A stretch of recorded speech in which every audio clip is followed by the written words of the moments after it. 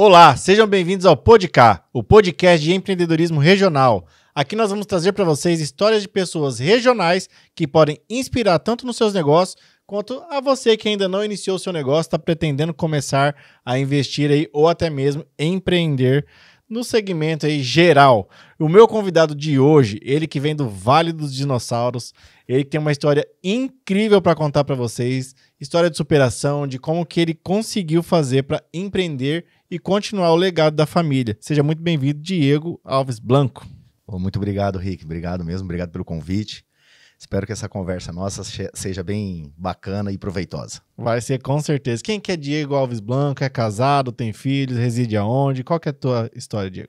Eu sou Diego, atualmente eu estou em Cruzeiro do Oeste, entendeu? Com a minha empresa lá, sou casado desde 2010 também, que a minha empresa também é 2010. Tenho 3 filhos, hoje um menino com 13 anos e as gêmeas com 10 anos. Ah, que legal, você é pai de gêmeas. Sou pai de gêmeas. Rapaz, o maior medo da minha esposa. A mãe dela é gêmea e o irmão da mãe dela é gêmeo. E aí nós temos uma quantidade de filhos que a gente quer. E o medo dela é que na hora que for fazer o último vem a gêmea, vem 2. Não, mas é gostoso demais. Que nem eu falo, os gêmeos dá trabalho, dá o dobro de trabalho. Dá mesmo? Conta um pouquinho pra gente entender como que é a dinâmica. Dá o dobro de trabalho, mas é o dobro de amor e carinho também. Que legal. É aquilo que eu falo, você tem uma fralda pra trocar. Eu tenho 2, mas você vai ter um abraço, eu vou ter 2 também. Legal. Então é tudo dobro. Cara, e assim, só antes da gente entrar na tua história, quando é gêmeos, você já teve a experiência de ter um normal, sem ser gêmeos, tudo Sim. Antes ali, né? Quando é gêmeos, muda muito a dinâmica? Muda a dinâmica, muda o medo também dos pais, né? Que é uma gravidez, a minha esposa não é tão grandona, né? Uhum. Então tem o risco, então a responsabilidade, o peso que você carrega ali é bem maior. E quando um dorme, o outro chora? Nossa senhora, eu falo que nós ficamos 6 meses sem dormir. 3 meses antes do nascimento das meninas, como a gravidez da minha esposa acabou sendo uma gravidez de risco, os 3 últimos meses foi bem complicado. E os 3 meses depois também deu um pouquinho de trabalho, mas é gratificante. É aquela velha história, né? Deus dá a cruz que você aguenta carregar. Com certeza, cara. Eu tenho muita convicção disso também. E foi maravilhoso, uma experiência maravilhosa. Foi a primeira da família ou não? Já tinha alguma histórico? Da família Blanco, que é a minha família, sim. Uhum. A família da minha esposa, não. Daí já vem de gerações. E diz que é a mulher que vai passando, né? Sim. E o caso dela, a chance era maior porque dizem que são os netos, né? Nesse caso, que nem, por exemplo, os avós dela eram gêmeos. Aí os filhos pula uma geração, né? Pula uma geração. Entendi, Sim. Que legal, cara. Ô, Diego, e aí? Você nasceu aonde? Como que foi a tua história? Qual foi seu primeiro trabalho? Como que foi a tua jornada aí? Bom, o meu primeiro trabalho é esse até hoje, não tem outro que muda. Mas eu sou de Itapejara, eu nasci aqui em Umuarama, né? Vim para nascer, que na época no Itapejara não tinha hospital, então nós viemos para Umuarama. Nasceu e já voltou? Nasci e voltei. Só no meu documento de identidade eu sou natural de Umuarama, mas eu só vim para nascer aqui. E lá eu vivi até quando eu casei, 2010, só tive uma temporada, 2003 e 2004, que eu vivi em Londres, lá na Inglaterra.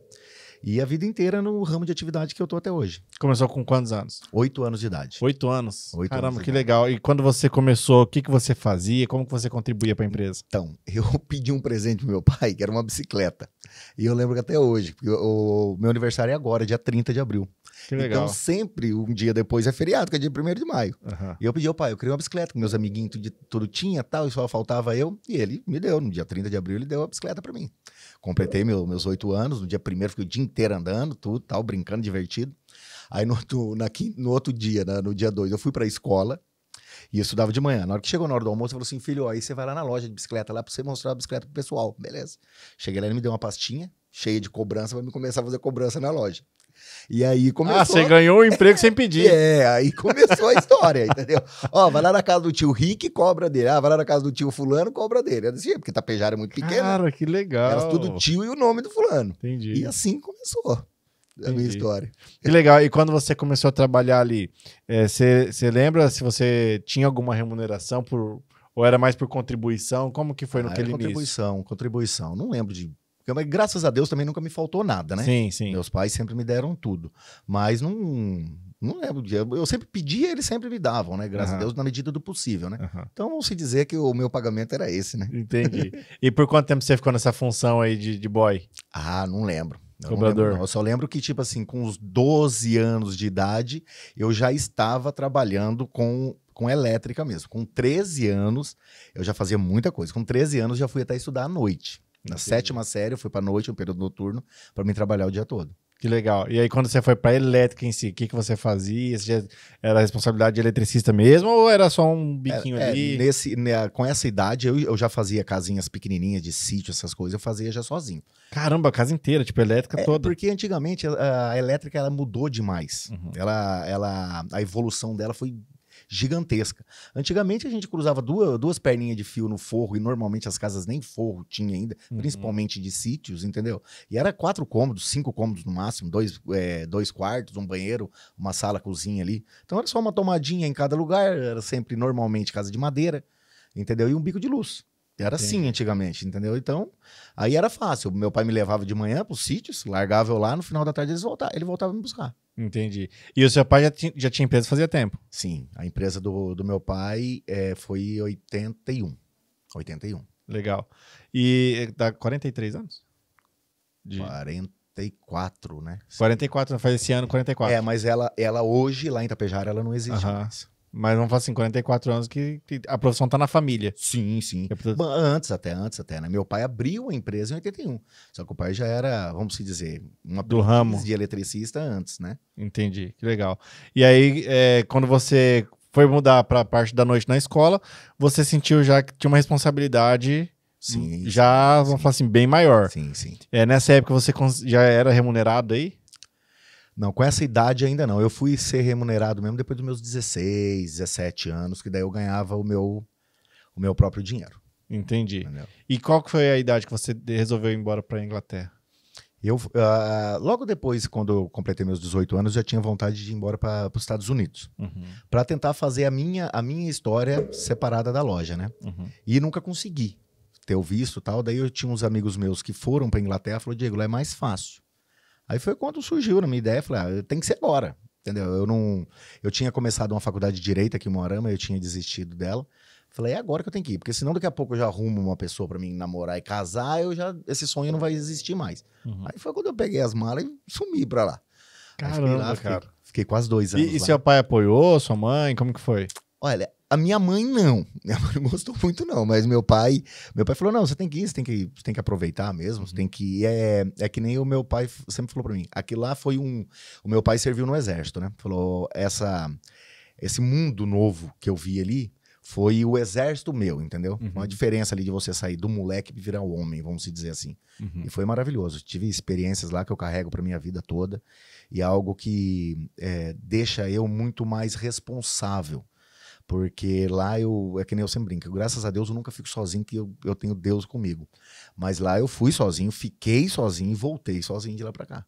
Entendi. Quando você chegou pra lá, o que você teve que fazer? Você tinha uma grana guardada ou você teve que trabalhar? Como que foi? Na época eu tinha um Corsinha, Wind. Aí eu comprei as coisas tudo meio no cheque e deixei lá. Falei assim, pai, agora você vende o carro aí que eu tô indo. E ficou desse jeito. O pai vendeu o carro depois pra pagar a dívida, vamos dizer desse jeito. Mas foi muito bom. Foi meio de supetão. Na época eu tinha um amigo, o irmão meu, que estava lá. Aí foi ele que me deu um pouco de suporte, mas infelizmente nós ficamos lá junto, acho que não deu nem 3 meses. Né? Ele foi deportado. Aí eu literalmente fiquei sozinho lá mesmo. Caramba. E naquela época deportava? Deportava. Pegou, tchau. Pegou, tchau. Pegou a roupa do corpo ali. Você vai tipo pra uma delegacia, né? E pega o voo e vem embora. Dali avião. E vem embora. Caramba. E você ficou nesse limbo aí 1 ano? Ficou quase 2 anos. 2 anos. Quase 2 anos lá. Mas daí você teve que trabalhar lá. Trabalhei. O que você fez lá? Inicialmente eu trabalhei no car wash, lavando carro.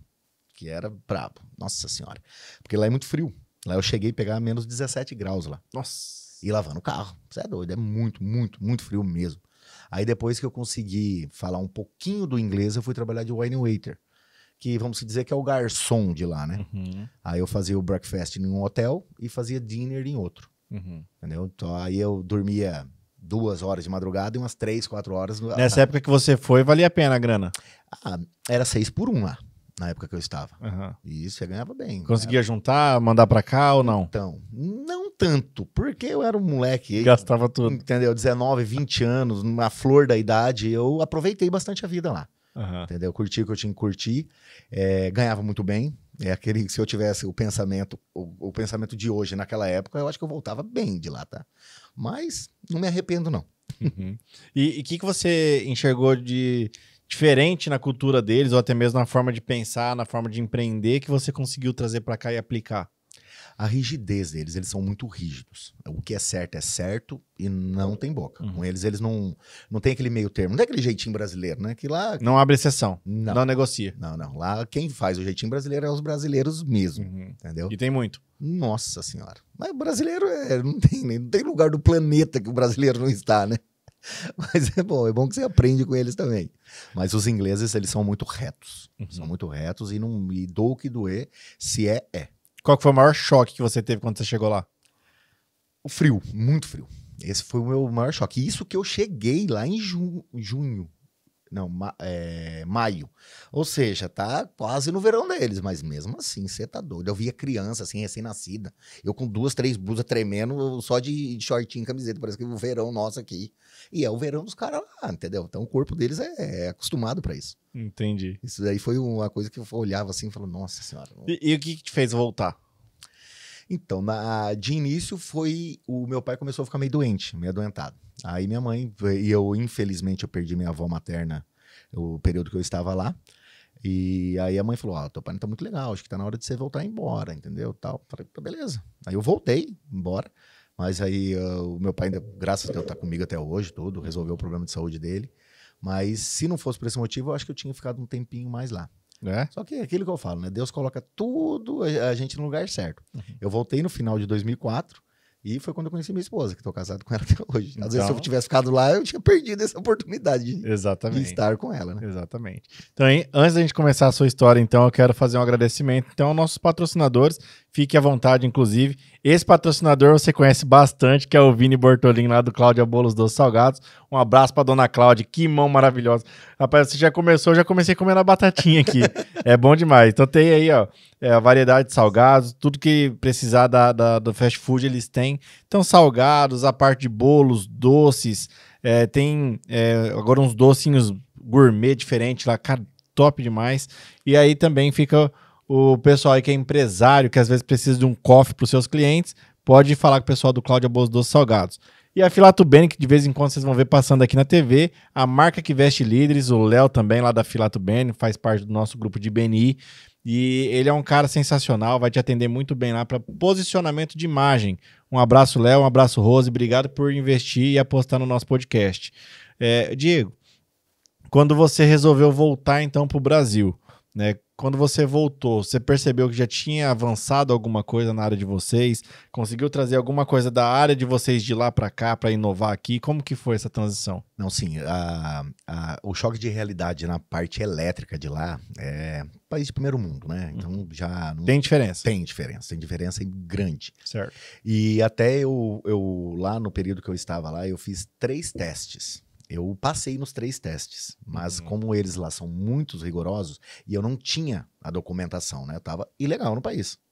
Eles não aceitavam. Falavam, pô, você tem a qualidade, você entende do assunto, mas para trabalhar aqui você tem que ter pelo menos as documentações. Eu não tirava a razão deles, mas esses 3 testes que eu fiz lá foi de grande aprendizado para mim também, que eu trago isso comigo até hoje. Legal. Quando você voltou, você já voltou para a empresa do seu pai? Voltei para a empresa do meu pai. E já como instalador? Trabalhando do mesmo jeito. Aí, um pouco antes de eu ir para a Inglaterra, eu também já ajudava a administrar a empresa. Então, também já fazia a parte administrativa e a prestação de serviço. Entendeu? Compras, eu fazia negociação com os representantes, orçamentos, negociações. Eu já dividia, eu e meu pai. Aí, o tempo mais ocioso, eu saí em campo também para ajudar o pessoal. Então você passou praticamente todos os setores? Todos os setores, todos. Aí eu voltei administrando e trabalhando também na prestação de serviço. E daí quando chegou em 2010 que eu e minha esposa fomos casar, né? Eu me formei em 2008 em gestão comercial aqui e minha esposa se formou em 2009 em enfermagem. Entendi. Tudo isso, por enquanto, em Itapejara. Então, em Itapejara. Você conheceu a tua esposa lá e tal. Lá. E aí, esse período que você voltou foi em 2005? Voltei no final de 2004. 2004. De 2004 até esse período com a sua esposa. Quais foram os principais desafios de você trabalhar numa empresa familiar? Olha, o principal desafio para você trabalhar numa empresa familiar e você ser o filho homem mais velho, embora que eu só tenha eu de homem, né? Mas é o mais velho, que muitas vezes para você conseguir corrigir o que está de errado dentro da empresa, você é o espelho. Então, ou seja, você é o mais cobrado. E eu não acho isso daí ruim. Eu acho que isso daí é bacana, é legal, porque você se desenvolve mais também. Só que muitas vezes você é cobrado por algo para espelhar isso para os outros. Entendeu? Na empresa familiar, eu acho que o grande problema, vamos dizer, é esse. O do restante é show de bola. E seus irmãos trabalhavam lá também? Minha irmã, na verdade, ela na loja até que ela não trabalhou muito tempo, ela já veio com uma certa idade, mas o meu cunhado sempre ajudou nós na parte da prestação de serviço a vida inteira, desde 2000, se eu não me engano. E como que era para você os embates entre você e seu pai, por exemplo, de coisas que talvez você não concordava, mas ele era o proprietário, mas você também é dono, porque você é filho do dono. Como que você conseguia administrar esses embates? Não, era feio, porque meu pai é um espanhol, mas espanhol legítimo mesmo, é feio. Mas foi o caminhar, que depois, quando eu começar a contar a história minha mesmo, você vai ver só que ele também, depois, ele viu que às vezes eu também tinha razão. Embora que esses homens mais velhos, eles são conservadores. Hoje eu entendo isso perfeitamente, mas na época eu não entendia tanto, porque eu estava na faculdade, eu estava estudando, entendeu? Eu estava vivendo com os meus amigos que também estavam em evolução. Eu, pai, não, assim não funciona, assim. Daí acabou ficando naquela mesmice, mas teve muitas coisas que ele também me ouviu, que a gente conseguiu fazer meio na bacia das armas, com muito apoio da minha mãe, que minha mãe sempre cuidou do financeiro da empresa. Ah, que legal, sua mãe era envolvida, então. Também. Ah, que legal, cara. Familiar inteiro. E normalmente, você pode ver, a mulher vai pro financeiro, né? Sim. Normalmente Hoje, o meu financeiro é minha esposa. Aí, ó. Aqui também. Quem manda é a esposa e acabou. Eu só trabalho, quem cuida do dinheiro é ela. Que legal. E quando você estava ali nesse processo familiar, qual que foi o momento que você falou assim, agora eu preciso fazer uma ruptura, eu preciso abrir o meu negócio, eu preciso abrir agora e caminhar sozinho? No meu casamento. Quando eu casei, eu fui morar numa casa do meu pai. Aí eu cheguei nele e falei assim, pai, 3 famílias, a empresa nossa, em Itapejara, lá com 12 mil, 13 mil habitantes, ela vai sucumbir, ela não vai suportar. Porque é 3 água, é 3 luz, é 3 mercado, é 3 vida social, entendeu? São 3 famílias, ela não vai aguentar, ela não vai suportar. E aí foi quando eu recebi a minha maior motivação para abrir a minha empresa. Que eu cheguei no pai, na época, graças a Deus, ele já estava bem. Falei, pai, eu arrendo a loja do senhor, na época, em 2010, eu assumiria do jeito que ela estava e eu pagaria um X para ele de arrendamento. Certo. E viveria eu administrando da minha forma a empresa, com a minha irmã e meu cunhado. Seguiria do mesmo jeito. E com isso, eu ia trazer minha esposa para junto da loja ou ela ia trabalhar de enfermeiro. Aí meu pai olhou assim bem para mim, e olha que eu dei dos 8 anos de idade com ele. Isso daí eu tinha recém-feito 28 anos, ou seja, 20 anos depois. Nossa. Eu não tinha capacidade para tomar conta da empresa. Falei, isso daí foi o maior empurrão que eu tive. Hoje eu agradeço muito meu pai por isso. Só que mas na época doeu. Nossa senhora, e a primeira ideia nossa era ir para o Mato Grosso, que umas amigas da minha esposa que se formou, foi embora para o Mato Grosso, estava ganhando muito bem lá. Norte. Falei assim, amor, vamos, que eu tenho minha profissão, entendeu? Uma resistência, uma tomadinha, isso daí eu vou conseguir fazer direto. Ou seja, o arroz, o feijão e um aluguel, certeza que eu consigo pagar, eu consigo ter isso daí com a minha profissão. Eu tenho uma profissão. E ela falou, não, tudo bem, vamos embora. Aí foi a hora da gente falar com os nossos pais. Embora a gente já tinha nossa vida, nós já estávamos casados, nós temos nossos pais. Nós temos tem um respeito. Nós temos que ter o respeito. Tem que honrar pai e mãe, não tem conversa. É um mandamento divino. É um mandamento divino. Aí minha mãe não aceitou, não. Não, eu já perdi meu filho uma vez, você já foi embora. Eu falei, mãe, eu vou estar aqui no Brasil. Não, você vai estar aqui no Brasil, eu estando lá na Inglaterra, você vai estar longe de mim do mesmo jeito. Falei, aí azedou. Falei, vamos pro plano B, né? Aí eu tinha 2 amigos meus que tinham recém-formado comigo e eles estavam trabalhando na RPC, que é o Xuxa e o Marcelo Baldo, que é daqui. Aí eu falei pra ele, velho, faz um levantamento de mercado pra gente aí, onde precisa. E lá em 2010 era o Moarama. O Moarama era estourado, o que mais necessitava. Só que para você vir com uma loja de material elétrico para uma cidade como o Moarama, você tem que ter um capital bem alto. E eu não tinha isso, eu tinha recém-casado, ou seja, a grana que eu tinha ido no casamento. Foi tudo. Foi tudo, tava completamente liso. Aí, o Cianorte e Cruzeiro. Falei, Cruzeiro já é diferente, porque a família da minha esposa é de Cruzeiro. Família Caldeirão de lá. Minha esposa é uma Caldeirão. E eu tinha muito colegas meus de trilha, que eu fazia trilha, entendeu? E tem os Pebas. Falei, eu acho que aqui vai ser o lugar. Já tinha um network ali. Isso, aqui vai ser o lugar melhor pra mim estar. E uma loja específica igual a minha não tinha, entendeu? Que é uma prestadora de serviço com material elétrico. Normalmente estava embutido dentro de outros segmentos, né? Isso, material construção, que sempre teve. Mas uma especialista como a minha, não tinha. E aqui já deveria ter, né? Aqui já tinha, não. Aqui já tinha Contel, tinha Instalcom, que é antiguíssimo. Fio 10, entendeu? Já tinha bastante gente aí. HP, isso, Toninho. Aí foi quando surgiu o Cruzeiro e eu carei. Aí eu cheguei no banco, falei, eu preciso de dinheiro. Falei, faz um CNPJ aqui na Levanta. Era um amigo meu, que até padrinho de casamento meu era gerente. Fiz o CNPJ, levantei uma grana e vim embora. E é uma coisa muito bacana, porque você tem que dar valor em tudo, né?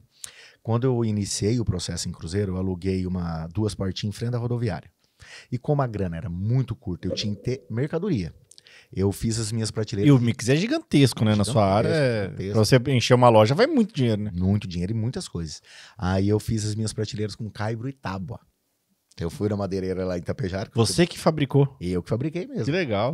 E na época, teve muitos eletricistas lá da cidade que passavam por mim.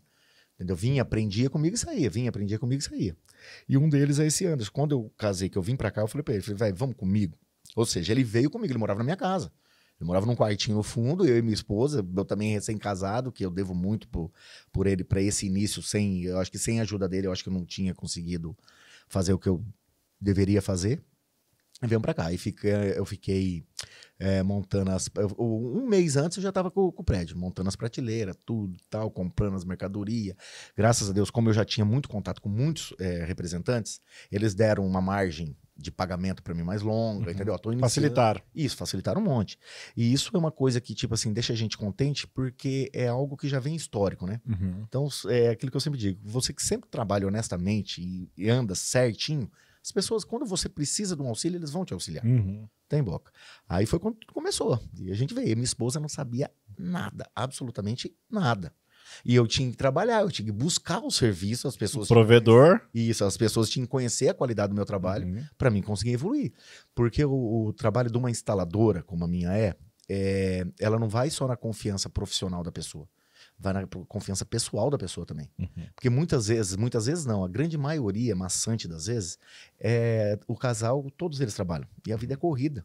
Então, Diego, eu preciso trocar um painel de LED lá na minha casa. Não vai ter ninguém. Eles deixam a chave da casa deles comigo. Entendi. Então, é algo que você tem de extrema responsabilidade. Então, para você adquirir isso, não é fácil. É tempo. É muito empenho, muita dedicação. Você tinha isso em Itapejara. Não, em Itapejara. Mas Cruzeiro, por ser uma cidade nova, teve que batalhar por isso. Tive que batalhar. Que legal. E graças a Deus já se foram 15 E quando anos. você entrou ali, qual foi o principal desafio, Diego? Porque assim, beleza, conseguiu o dinheiro no banco, teve que, vamos falar assim, passar pelo processo de montar a loja. Mas quais foram os principais desafios para quem está nos assistindo entender os desafios de como que é abrir uma empresa? Principalmente na condição que você estava naquele momento. No meu caso, eu não vou dizer que eu tive medo. Não tive medo porque eu sabia o que eu estava fazendo e eu conhecia do assunto. E, modéstia à parte, eu era muito bom no que eu fazia. O meu medo era da dívida. Eu estava recém-casado, eu estava pagando aluguel de prédio. E pegando financiamento. Peguei financiamento e pagando aluguel de casa. Entendeu? Então, é complicado. E eu sei que uma empresa como a minha, a despesa dela é muito alta. Você gasta muito combustível, energia, é tudo.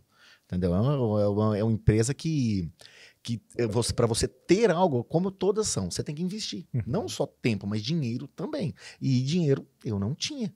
Eu só tinha força de vontade e um sonho. Entendeu? E vamos pra cima. Essa que foi a maior dificuldade minha. Acreditar no sonho a ponto de não ficar dando tanta importância pro pior. Não. Eu tinha uma convicção grande comigo que iria dar certo. Que iria dar certo. Eu acho que tudo que você faz com amor, carinho e honestidade, sempre colocando Deus em primeiro lugar, tem que dar certo. Só que é difícil. É sacrifício. Os dois primeiros anos meu foi bem puxado. Eu falo que, tipo assim, graças a Deus eu consegui ter uma evolução rápida. Uhum. Porque no meu primeiro ano eu já tive que sair do lugar que eu estava.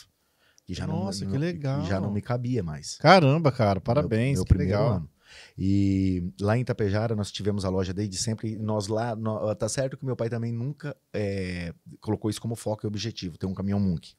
Da minha família toda, eu fui o primeiro a ter. No meu primeiro ano eu já tive que dar um jeito de financiar um caminhão Munk. Que eu tenho ele até hoje, que graças a Deus a gente vende muito padrão instalado. Uhum. E para ficar colocando no braço uma quantidade que na época lá, que estava bem no aquecimento da construção civil, eu cheguei mês de colocar em um mês 97 padrões. Nossa. Muito. A minha média batia em 45, 48 padrões mês.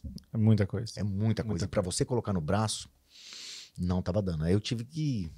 Eu me obriguei a fazer um investimento de alto risco, vamos dizer. Mas todo empresário que quer crescer, sim, se não fizer isso, ele não vai evoluir. Legal. E você acredita que essa foi uma das maiores inovações que você fez em relação ao que seu pai tinha e você construiu depois? Naquele momento. E também o método de administração da empresa. Fala um pouco mais. Eu quero entender assim, quais foram as inovações que você conseguiu inserir no seu negócio, que não tinha no seu pai, e o que você pegou de bom que tinha no seu pai que você inseriu no seu negócio? Então, é que o meu pai era na época da cadernetinha ainda. Era tudo no marcado no papel. Tinha nem sistema? Não tinha um sistema, não tinha controle de estoque, não tinha um fluxo de caixa, não tinha absolutamente nada. Nossa, financeira era... Não, era o dinheiro tá ali no caixa, entendeu? Ele sempre foi muito seguro, ele e minha mãe também, mas era aquilo ali e acabou. Ele precificava lá, vez 1, vez 1.5, vez 2, era assim a precificação dele. Entendi. Ele não sabia... Era feeling puro. Isso, ele não sabia qual era o custo daquele produto. Entendi. Entendeu? E é isso daí que eu e ele sempre brigamos bastante. Entendi. Pai, vamos implantar um sistema aqui, você vai ter mais em mãos. Realmente, o que tá dando lucro, o que tá dando o prejuízo, o que dá pra gente investir o nosso tempo e mais num produto que tá dando mais lucro. Não, com ele nunca teve um acordo com ele. Entendi. Aí quando eu fui pra Cruzeiro, eu já fui com um sistema, já foi totalmente diferente. Entendeu? Controle de caixa, controle de estoque. Todos os meses eu faço um DRE. Entendeu? Isso daí é o mínimo que um empresário, porque você tem que ter informações na sua mão para você ver qual o destino que você vai dar para o mês que vem. E quando você iniciou, de imediato sua esposa foi com você? Foi comigo, de imediato. Aí de imediato ela já pegou as funções administrativas ali. Isso aí, na época, até ela que atendia sozinha também, porque eu tava... Era só vocês dois na loja? E o seu amigo? E esse colaborador meu que veio junto comigo, morando junto comigo. E nós ia para campo, nós ia trabalhar, ia fazer padrão, fazer instalações. E como que você se divulgou no começo ali? Eu fui meio só por mim mesmo, que, bom, nós estamos no Benê, você sabe, eu confio demais na referência. A referenciação, para mim, é algo ímpar dentro de qualquer negócio. Certo. Eu não podia me divulgar a minha marca de imediato, porque eu sabia que eu não poderia atender em massivo, massa. né? Isso, eu não ia conseguir atender em massa. Para atender volume. Então eu teria que ter, sim, o meu giro pequeno, mas gradual. Porque se eu tinha... precisa dessa empresa. Beleza, eu chego e eu dou aquele boom, aquele start. Ia se queimar. E eu ia me queimar. Legal. Então eu fui trabalhando dessa forma. Referenciando. Ninguém é perfeito, errando também, aprendendo com os erros. E fazendo parceria com o eletricista. Sim. Cruzeiro, como uma cidade meio pequena, os eletricistas veio eu como concorrente deles, não como parceiro. Nossa. Infelizmente, esse é o pensamento, mas é algo que você tem que saber lidar e viver com isso. Mas o pessoal de Cruzeiro são ótimos profissionais, os eletricistas de lá. Eu podia te ver como parceiro, né? De fato. Tá lá dentro da empresa, pega o material, às vezes você tem excesso de demanda, você passa a demanda pros caras. É mais fácil você passar pros caras do que os caras passar pra você. Sem dúvida nenhuma. Só que não é bem desta forma. E olha que eu tentei, eu batalhei, trouxe bastante marcas de empresa, fiz eventos, churrascada, chopp, tudo, trazendo treinamento para eles, tal, para tentar colocar eles para dentro da empresa, mas não, isso eu não consegui atingir o objetivo que eu queria, ter sucesso. Entendi. Mas não desisto não. Isso ainda e por quanto tempo daí a sua empresa e a do seu pai tocou em paralelo? A empresa do seu pai parou, mas ela tocou quanto tempo ainda depois que você abriu? 6, 7 anos. E realmente, então, você estava certo que a empresa ia sucumbir? Estava. E não foi, como que eu posso dizer? Eu cheguei a administrar um tempo lá a empresa. Depois saiu. Isso, junto com a minha irmã. Entendeu?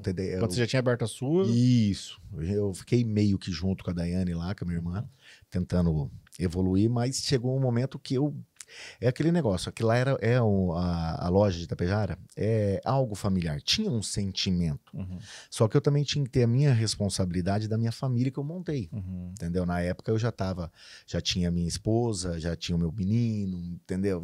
Nós estávamos querendo já ter outro filho, então eu cuido de algo que é da família ou cuido de algo que é meu, que é da onde eu vou conseguir prosperar e dar um futuro bom para minha família.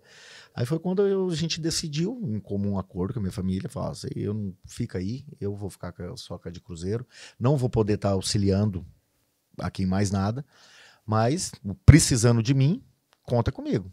E foi o que aconteceu. Aí quando você conseguiu trazer as inovações de cruzeiro, eles enxergavam isso? Assim, Eles conseguiram ver a diferença que dava, o salto? Como no início do nosso assunto eu falei que meu pai é um espanhol doente, ele não dá o braço a torcer não, mas eu sei que ele tem bastante orgulho de mim, ele fala da família, entendeu? Isso pra mim é muito gratificante, porque foi árduo, eu ainda não atingi o objetivo que eu quero, entendeu? Eu tô longe disso ainda, mas do que eu e a minha esposa começamos lá 15 anos atrás e até onde nós chegamos hoje, tenho muito que agradecer. Tenho muito que agradecer mesmo. Que legal, cara. E para você, conciliar tudo isso ao mesmo tempo na época, como que você fez? Porque, cara, querendo ou não, casamento fresco, loja nova, tudo junto ao mesmo tempo. Como que você fez para equilibrar vida pessoal, vida profissional, esposa, atrito, conflito, e ainda ter o desafio de morar junto e trabalhar junto, porque são desafios diferentes, né? Quando você casa, o desafio de morar junto já é gigante. Aí depois você vem pro desafio de trabalhar junto. Como que você conseguiu juntar e conciliar isso? Quanto tempo demorou para entrar no eixo? Eu acho que ali no começo não teve muito atrito, foi até gostoso, foi divertido, porque você tá com a pessoa que você ama ali, vivendo 24 horas com ela, entendeu? Trabalhando junto, morando junto, dormindo junto, é gostoso. Só que nós, nesse início, para nós também conseguir ter algo no futuro, a nossa vida particular, nós deixamos ela um pouquinho de lado, entendeu? Que nós trabalhávamos demais. Aí o tempinho que nós tínhamos, na época, os pais dela estavam em Itapejara também, a gente ia para Itapejara. Passava lá um final de semana com os meus pais, com os pais dela, e voltava e só trabalhava. Os primeiros 2 anos foi bem puxado, bem corrido. E logo na sequência engravidou. Sim. Eu casei, eu sempre falei, quando a gente tava namorando, eu sempre falei pra minha esposa, falei assim, amor, eu tenho o desejo de ter todos os meus filhos até os 30 anos de idade. Porque eu tenho um plano de vida pra mim. Eu quero chegar lá com os meus 55, 60 anos, meus filhos, se Deus abençoar, se for da vontade de Deus, né? Eles estarem bem informados, já seguindo a vida deles, e aí a gente vai também viver a nossa. Aí eu desfrute com uma idade útil, né? Uma idade útil. Pra gente conseguir.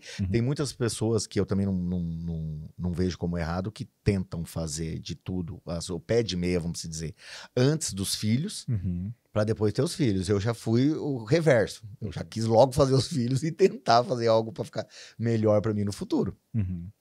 E como que foi para equilibrar?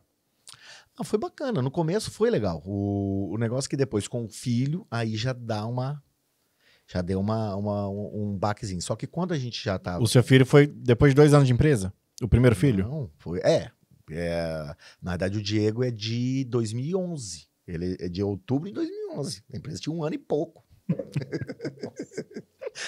Só que quando o Diego nasceu, nós já estávamos com, se não me falha a memória, eu acho que a gente deveria estar com uns 6, 7 colaboradores já.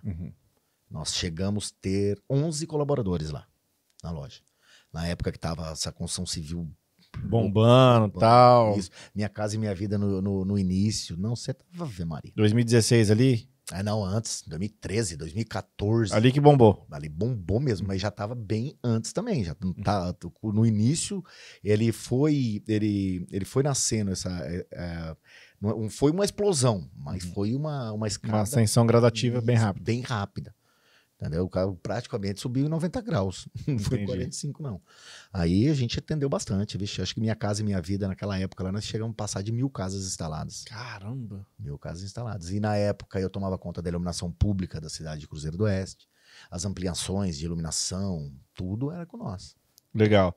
Eu tô olhando aqui, ó, sua empresa, Instaladora Blanco. É Mas isso. começou como Eletroblanco. Eletroblanco. E como que foi esse rebranding? Explica aí pro pessoal entender por que Instaladora Blanco, por que o rebranding da marca?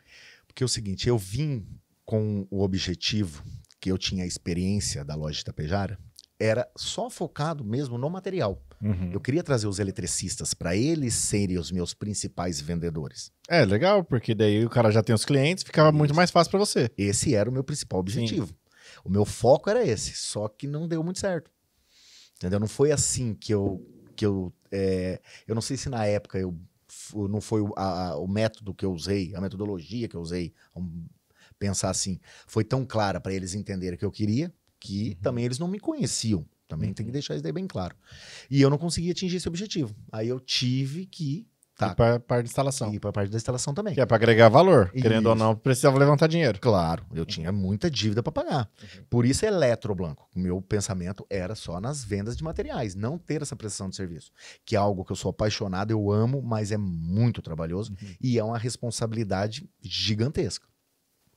Aí com o andar da carruagem nós fomos trabalhando, fomos aumentando colaboradores e vamos trabalhando, até que também veio a seção da energia solar. E eu sempre penso e trabalho da seguinte forma. Para mim oferecer algo para você, eu tenho que realmente dominar aquilo. Se eu não domino aquilo, eu não vou te vender e não vou te oferecer.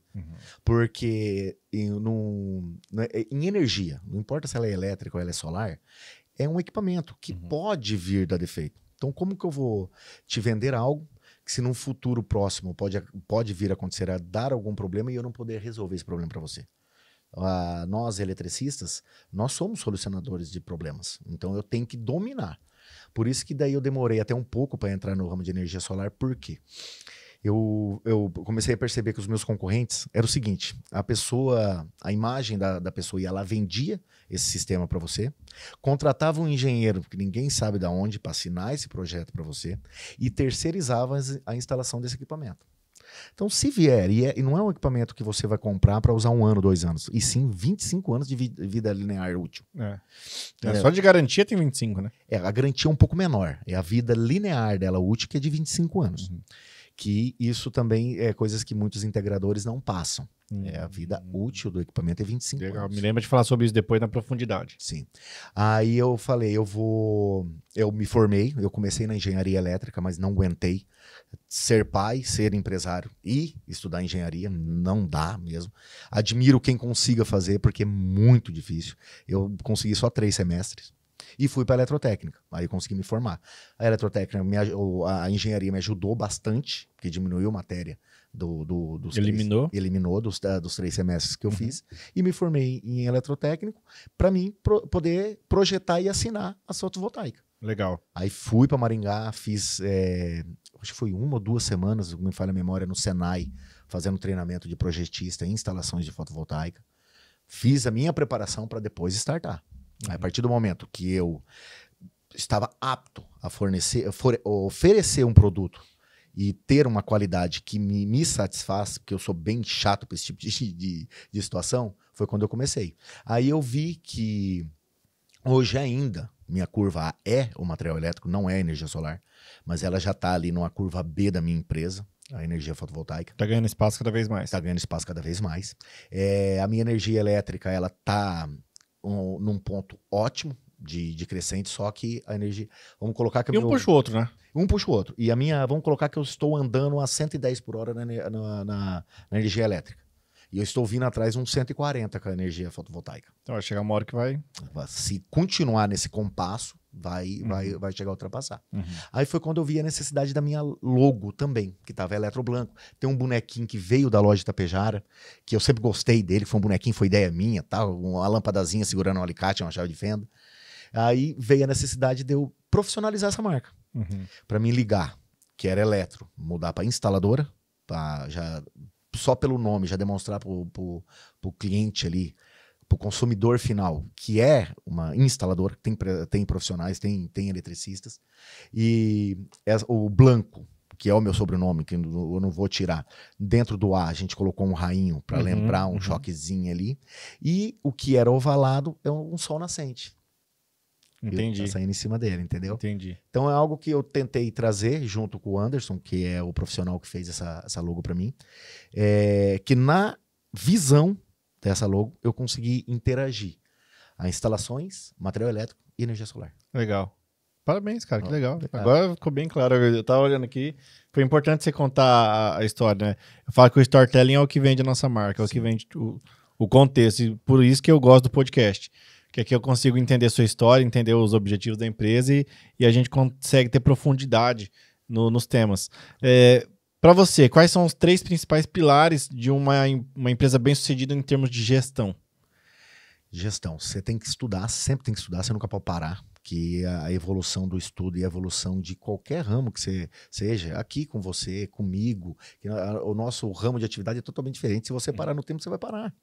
E a mesma coisa do meu profissional, não só como administrador de empresa, mas também como um eletricista profissional. Uhum. Então, o estudo, para mim, é um pilar essencial. O networking, você tem que ter, eu desconheço algum empresário de sucesso que fez tudo sozinho. Não consegue nada sozinho. Você precisa de pessoas, boas pessoas perto de você. Senão você não consegue evoluir. Então, ou seja, isso também eu vejo como algo que você tem que ter boas pessoas. O network tá aí para isso e saber escolher, que você tem o direito de escolher com quem você vai estar perto de você. Entendeu? E o profissionalismo. Você tem que ser verdadeiro. Se dá, dá. Não dá, não dá. Tem que ser sincero. Sinceridade e a verdade, eu acho que em todo ramo de atividade, ele é o essencial. Ah, Rick, o Diego, quando você me convidou? Diego, vem cá, pô, Rick, eu não sei, cara, tô com medo, tal, eu nunca fiz isso. Diego, vem, você vai conseguir. Entendeu? Você tem que ser sincero. Eu vou falar, não, Rick, eu vou. Porque tem muitos amigos meus que falam assim, Diego, às vezes você é sincero demais, cara. Eu falei, velho, pega o serviço, depois você vê o que você faz. Não, eu não sou assim. Como que eu vou mostrar uma confiança pro cara, sendo que nem eu tenho essa confiança? Teu nome tem jogo, né? Meu nome tem jogo, entendeu? O caráter da minha empresa, a ética, a face da minha empresa tá ali também, entendeu? E aquele negócio, eu sou apaixonado pela minha empresa, eu não vou fazer nada para prejudicar ou machucar ela. Sim. Entendeu? Porque é uma coisa que eu e minha mulher, nós trouxemos ela do 0. Ela tá no 3 ainda. Pelo tamanho, se Deus for da vontade de Deus eu chegar, eu quero chegar no 10, eu tô no 3 ainda. Entendi. Entendeu? Então, eu tenho que ter isso como prioridade. Legal. Em termos de...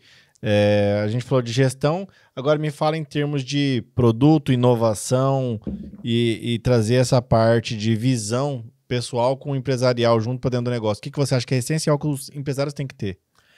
Olha, hoje, vamos colocar no meu ramo de elétrica. Você vai... Eu acredito que você deve ser bem mais novo que eu, mas você deve ter visto já aquelas casinhas, aqueles interruptores de externo, aquelas teclinhas cinzinha. A evolução de hoje é tudo automatizado, hoje é tudo screen. Então, tudo isso vem para você analisar e olhar. Esse é o mercado, isso daí é da elétrica. Imagina se você entrar para uma área de informática, então. Misericórdia. Olha a evolução que teve nessa década que se passou aí. Foi a mesma coisa que a elétrica. Se você chegasse em mim, há 25 anos atrás, vamos dizer assim, falar assim, Diego, daqui 25 anos você vai conversar com um negócio e vai acender a lâmpada. Eu ia falar que você ia estar louco. Eu vou ser bem sincero pra você. Sim. Falei, pô, velho, como que você vai fazer acender a lâmpada? Eu preciso de energia elétrica para acender a lâmpada. É carregar celular por indução. Entendeu? Carregar celular por indução. Como? Eu preciso. Vai ter energia Wi-Fi? Não tem como. E tem. Entendeu? Até hoje esse negócio da indução é uma coisa que me intriga. Eu olho e falo, caramba, então, que jeito. E você nem o choque você toma. Exatamente. Entendeu? É o que a evolução que a elétrica tá vindo.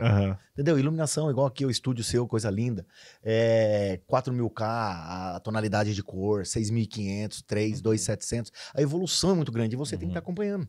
Eu acredito que essas feiras arquitetônicas, essas coisas, tudo isso estimula muito a evolução mais rápido, né? Sim. Porque tem que ter novidade todo ano, tem que ter coisa diferente todo ano e tem que ser bom e, assim, eficiente e bonito. Sim, sem dúvida.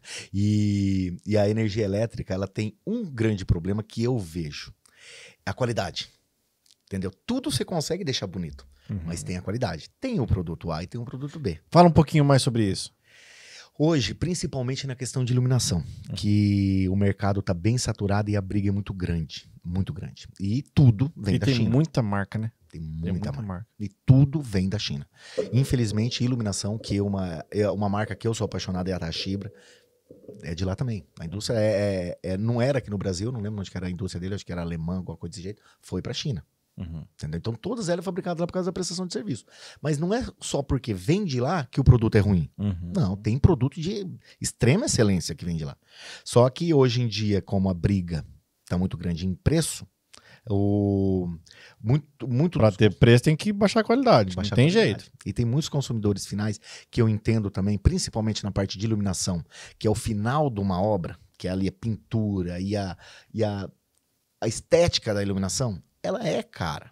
Então eles procuram normalmente o preço. É caro mesmo. Eu lembro quando eu comprei aqui esses spots e tipo assim, eu quero agradecer minha arquiteta por ter insistido. Mas, cara, eu amei o projeto, tá, olhei. Quando ela falou quanto que ia ficar cada spot, joguinho desse montado. É caro. E assim, aqui tem, se eu não me engano... Par 30, não é? Par 30 ou par 20? Esse é par 30. Par 30. Par 30, e assim, são dois, é duplo, né? Duplo. E tem esse... E recuo. E aí, assim, tem, salvo engano, 240 jogo desse. Então dá 400 e poucas lâmpadas dessa. Nossa, aqui no prédio todo? No prédio todo, são 3 andares. Quando eu peguei o orçamento, eu juro pra você. Quase eu correndo. Não, foi isso que dá pra comprar tua casa, sem condição. E aí foi insistido assim, né? Não, pelo amor de Deus, pega, não vai na luz comum não sei o que. Cara, de tanto falar assim, eu comprei, assim. Ficou lindo. Ficou, cara, ficou lindo. Não, hoje eu agradeço, né? Que nem hoje valorizou muito nossa obra e tal, e faz todo sentido, né? Fez as sancas com LED e tal. Não, perfeito. Mas, cara... Não, é muito... E eu não fazia ideia. E se eu não me engano, na época, o kit pronto disso aqui era mais ou menos uns R$200. Tudo. Coloca a quantidade. As duas lâmpadas com... Né, 200, cada um multiplica por 440.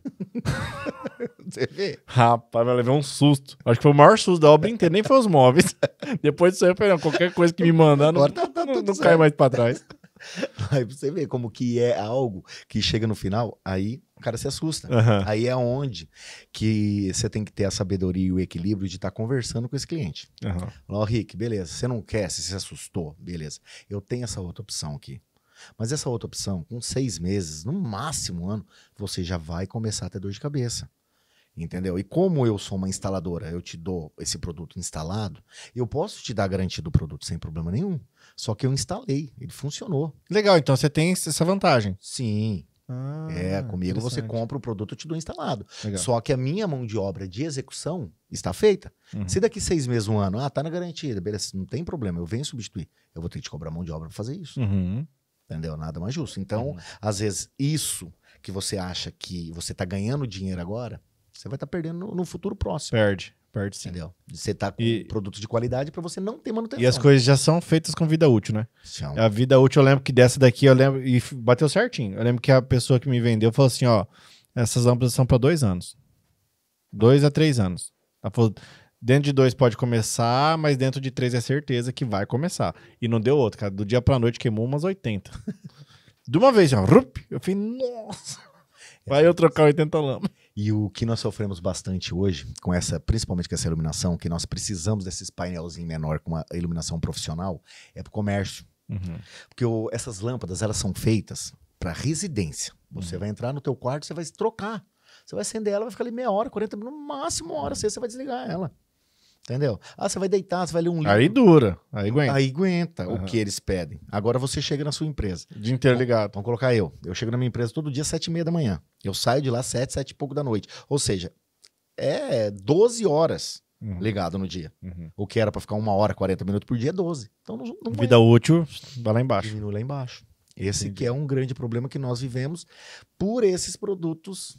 Entendi. Só que daí não é só o produto de má qualidade. E pro consumidor que tá nos assistindo ficar esperto com isso, Diego, não cair nessa armadilha de ir pro mais barato que tem baixa qualidade. Qual que é o caminho que ele deve percorrer? Como que ele consegue se munir disso, se proteger disso, para não comprar um produto de má qualidade? Hoje na internet você consegue ver de tudo. Você pesquisa a empresa, vê a qualidade dela, desde quando ela tá. Você tem sugestões e reclamações em qualquer site de qualquer marca de empresa, entendeu? Que você consegue ver se é um produto bom ou não. Eu tô até com um projeto numa igreja, que lá é com lâmpadas bulbo ainda. Era daquelas metálicas antigas, trocou pra bulbo. Quando você falar, eu vou comer um bolinho, tá? Pode Pode falar. E tá tendo muita queima. E lá dá, acho que 10,5 metros de altura. Então, ou seja, a mão de obra pra você trocar uma lâmpada dessa é muito complicada. Vixe, verdade, Entendeu? Aí a gente tá montando um projeto com a marca Zagonel. É uma marca profissional de projetores para isso. Iluminação externa, iluminação público. É algo profissional mesmo para aguentar o castigo. Mas Certo. ficou 28 mil para iluminar. São 4, 8, 12, 16 placas. 16 lâmpadazinhas. Ficou em 28 conto. Aí ficou meio salgado. Só que é algo que, tipo, Resolve, né? resolve e a indústria dá 5 anos de garantia. Entendi. 5 anos de Ah, garantia. não, daí compensa. Dependendo. Entendeu? E outra, a luminosidade, o lux que vai ter é outra vida, é outro padrão. Uhum. Você valoriza demais tudo em volta. Ô, Diego, e eu tive uma outra situação aqui na minha obra. Quando eu fui construir, eu nunca esqueço disso, cara. Isso ficou muito marcado em mim. Eu trabalho com muita tecnologia, aqui é uma editora. E eu lembro que quando eu fui fazer os meus cabeamentos elétricos, e eu tive sorte de ter um profissional decente, competente e honesto, que me abriu os olhos, porque na época eu estava orçando, os outros não foi tão honesto assim. E eu lembro também que foi uma união de informação. Meu pessoal que fez... Aqui eu tive 2 projetos. Tive o projeto elétrico, junto com o luminotécnico, né? Sim. Teve os 2 ali em paralelo. E eu tive um projeto de rede, que poucas empresas fazem. Inclusive, você é empresário que está construindo, faça um projeto de rede, né? Para saber onde vai passar os cabos de rede e cabear o máximo que der. Então, eu quero pôr internet nessa televisão, para não vir do Wi-Fi. Quando você diz rede, você está querendo dizer lógica, né? Que é o cabo de Isso, lógica. isso, é. Aham. Eu não uso muito os termos, mas é isso aí mesmo. Que é a rede interna que nós do servidor, Sim. né, todos os nossos computadores são cabeados. O que deu pra cabear, eu cabeei. Uhum. E eu nunca esqueço, cara. Ficou gravado também. Me custou, assim, um absurdo, mas hoje eu agradeço por ter feito dessa forma. O cara olhou pra mim e falou assim, Henrique, ó, eu preciso que você pegue então cabo de rede Cat6, mas tem que ser cobre, não é cobreado. Não, cobreado. Isso. Não cobreado, cobre. Porque o que vão te vender é o cobreado. Sim. E, cara, a diferença de preço Gigantesca. mas é muito grande. Muito grande. E você corta o cabo, você vê a diferença dele. E aí foi uma coisa que, assim, eu estava me programando para buscar no Paraguai, né? Claro. E aí, nessa hora, foi onde eu mudei meu caminho, minha decisão. Falei, não vou buscar no Paraguai, porque o do Paraguai é o cobreado, e aqui no Brasil eu encontrei daí o 100% cobre. E a diferença na transmissão... Não, é outra vida. Não, é ridiculamente maior. O Cat 6, ele é o futuro agora, mas o Cat 5 também, se você comprar A minha marca é Sil, Uhum. eu só trabalho com a Sil. E um Furokawa, vai tranquilo também. Então. E aqui nós temos 32 câmeras de segurança. E a gente fez tudo por cabo, de rede. Então, aí veio a segunda coisa que eu achei inteligente. Os caras falaram assim, ó, vamos fazer o seguinte, se você passar a transmissão de energia e a de vídeo junto pelo mesmo cabo, vai dar interferência. E aqui é longe, né? São 3 andares, é longe da onde fica o DVR. Uhum. Aí eles falaram, vamos colocar uma fonte de energia no pé de cada câmera. A gente puxa uma energia, uma tomada no pé de cada câmera, coloca a fonte na energia direto e deixa... Só a transmissão mesmo. Só a transmissão. Cara, e aquilo fazia muito sentido. E eu fui fazendo da forma que os caras falaram, nunca tive um problema, nunca perdi uma câmera, nunca queimou nada. E aqui a nossa rede interna, eu lembro que o pessoal na hora de comprar os cabos de energia falou a mesma coisa. Falou, Henrique, ó, não é cabo 2,5 de qualquer jeito. Não é não. Existe diferença entre cabos. Sim, Então, é a qualidade. e o pessoal falava, toma cuidado com a qualidade dos produtos. Tem lojas aí que vai te vender o mais barato, mas não é bom. E isso foi importante, porque nossos equipamentos aqui são equipamentos caros. Computador de edição aí, cara, muito caro. E aí o pessoal falava, se você colocar uma carga, um fio, sei lá, 2,5 mm, 4 mm, e ele não estiver passando o que deveria, vai começar a dar problema nas tuas marcas, você vai querer falar que é eu. E aí eu fiquei com esse medo e eu realmente fui atrás de um fio bom, comprei até acima, né? Era passar, por exemplo, 4, eu comprei 6, era passar 2,5, comprei 4, peguei sempre a mais. E isso fez uma diferença gigantesca. Isso é importante, você saber, porque a energia elétrica, ela é cálculo, ela é matemática, entendeu? Ela é tudo calculado e estudado. Uhum. Então, se você precisa lá de uma demanda de 2,5 milímetros, você precisa dos 2,5 milímetros. Uhum. Entendeu? Não é 1,8, não é 2, é 2,5. E é o que eu sempre digo para todos os clientes meus. Eu sei que a obra, hoje em dia, ela está cara. Uhum. Se você quiser economizar, economiza em lâmpada e interruptores. Beleza. Agora, proteção, disjuntores e fiação, você não precisa exagerar. Você tem que comprar o produto de qualidade e o produto bom. Pronto. Porque é a segurança da sua residência, é a segurança da sua família. E como que os caras deixam entrar um produto tão ruim assim, Diego? Deixa porque é o Brasil, né? O Brasil você sempre consegue dar um jeitinho, né? E, infelizmente, tem muitas pessoas que se fazem de leigas, tá? Porque se a pessoa tá ali construindo, ela tem essa noção. É que nem eu sempre brinco com as pessoas. Falo assim, gente, você quer andar com Corolla pagando o preço de um Gol? É impossível. É impossível. Uhum. É a mesma coisa do material elétrico. Uhum. Você vai querer comprar um cabo 10 da Sil pagando 5, 6 reais? Uhum. Eu não pago isso daí lá na minha indústria. E eu compro direto da indústria. Uhum. Tem lógica, não tem fundamento um negócio desse. E assim, na minha cabeça, minha cabeça de empresário, né, cada um tem uma forma de pensar, você não constrói uma coisa pra não durar. Então eu falo assim, poxa, eu vou fazer um sistema de energia quando a gente fez aqui, eu falei, pro resto da minha vida. Sim. Eu não vou economizar nisso. Não tem condição de economizar nisso. Eu vou pegar o melhor que tiver. Não, desde a qualidade do fio até, inclusive, como vocês falam? Bitola. A bitola. Que daí eu lembro que eu pegava mais. O cara falava, 1,5 pra luz. Eu falei, não, 2,5. Aí eu passava do top e eu passava mais. E hoje, isso foi bom porque quando eu pesei fazer as famosas gambiarra, né, tipo, preciso puxar uma tomada, tinha potencial. Só que hoje, no método que nós usamos hoje, também não pode. Uhum. Você também não pode aumentar. Uhum. Você tem que usar o que realmente tem. O correto. O correto.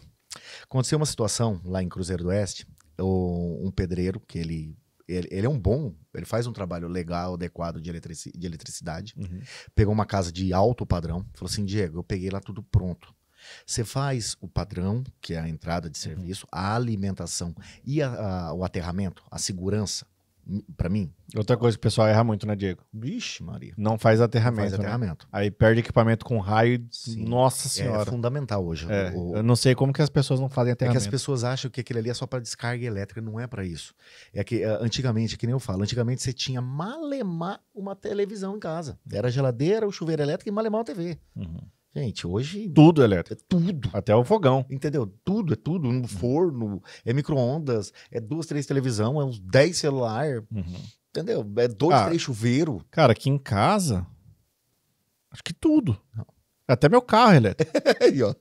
Tudo? Não tem mais o que não é elétrico. Uma coisa que eu também sempre bato nessa tecla. Falo assim, eu gero minha energia, não faz sentido não ter elétrico. Claro. E o chuveiro de antigamente era 4.000, 5.000 watts. Hoje tem chuveiro aí de 8.000 watts. É muito forte. Entendeu? Então, tudo isso você tem que saber dimensionar e proteger. Uhum. É o que eu sempre digo. Aí, nesse caso, ele me ligou. Falou assim, Diego, a doutora aqui, que ela é uma engenheira. Ela quer...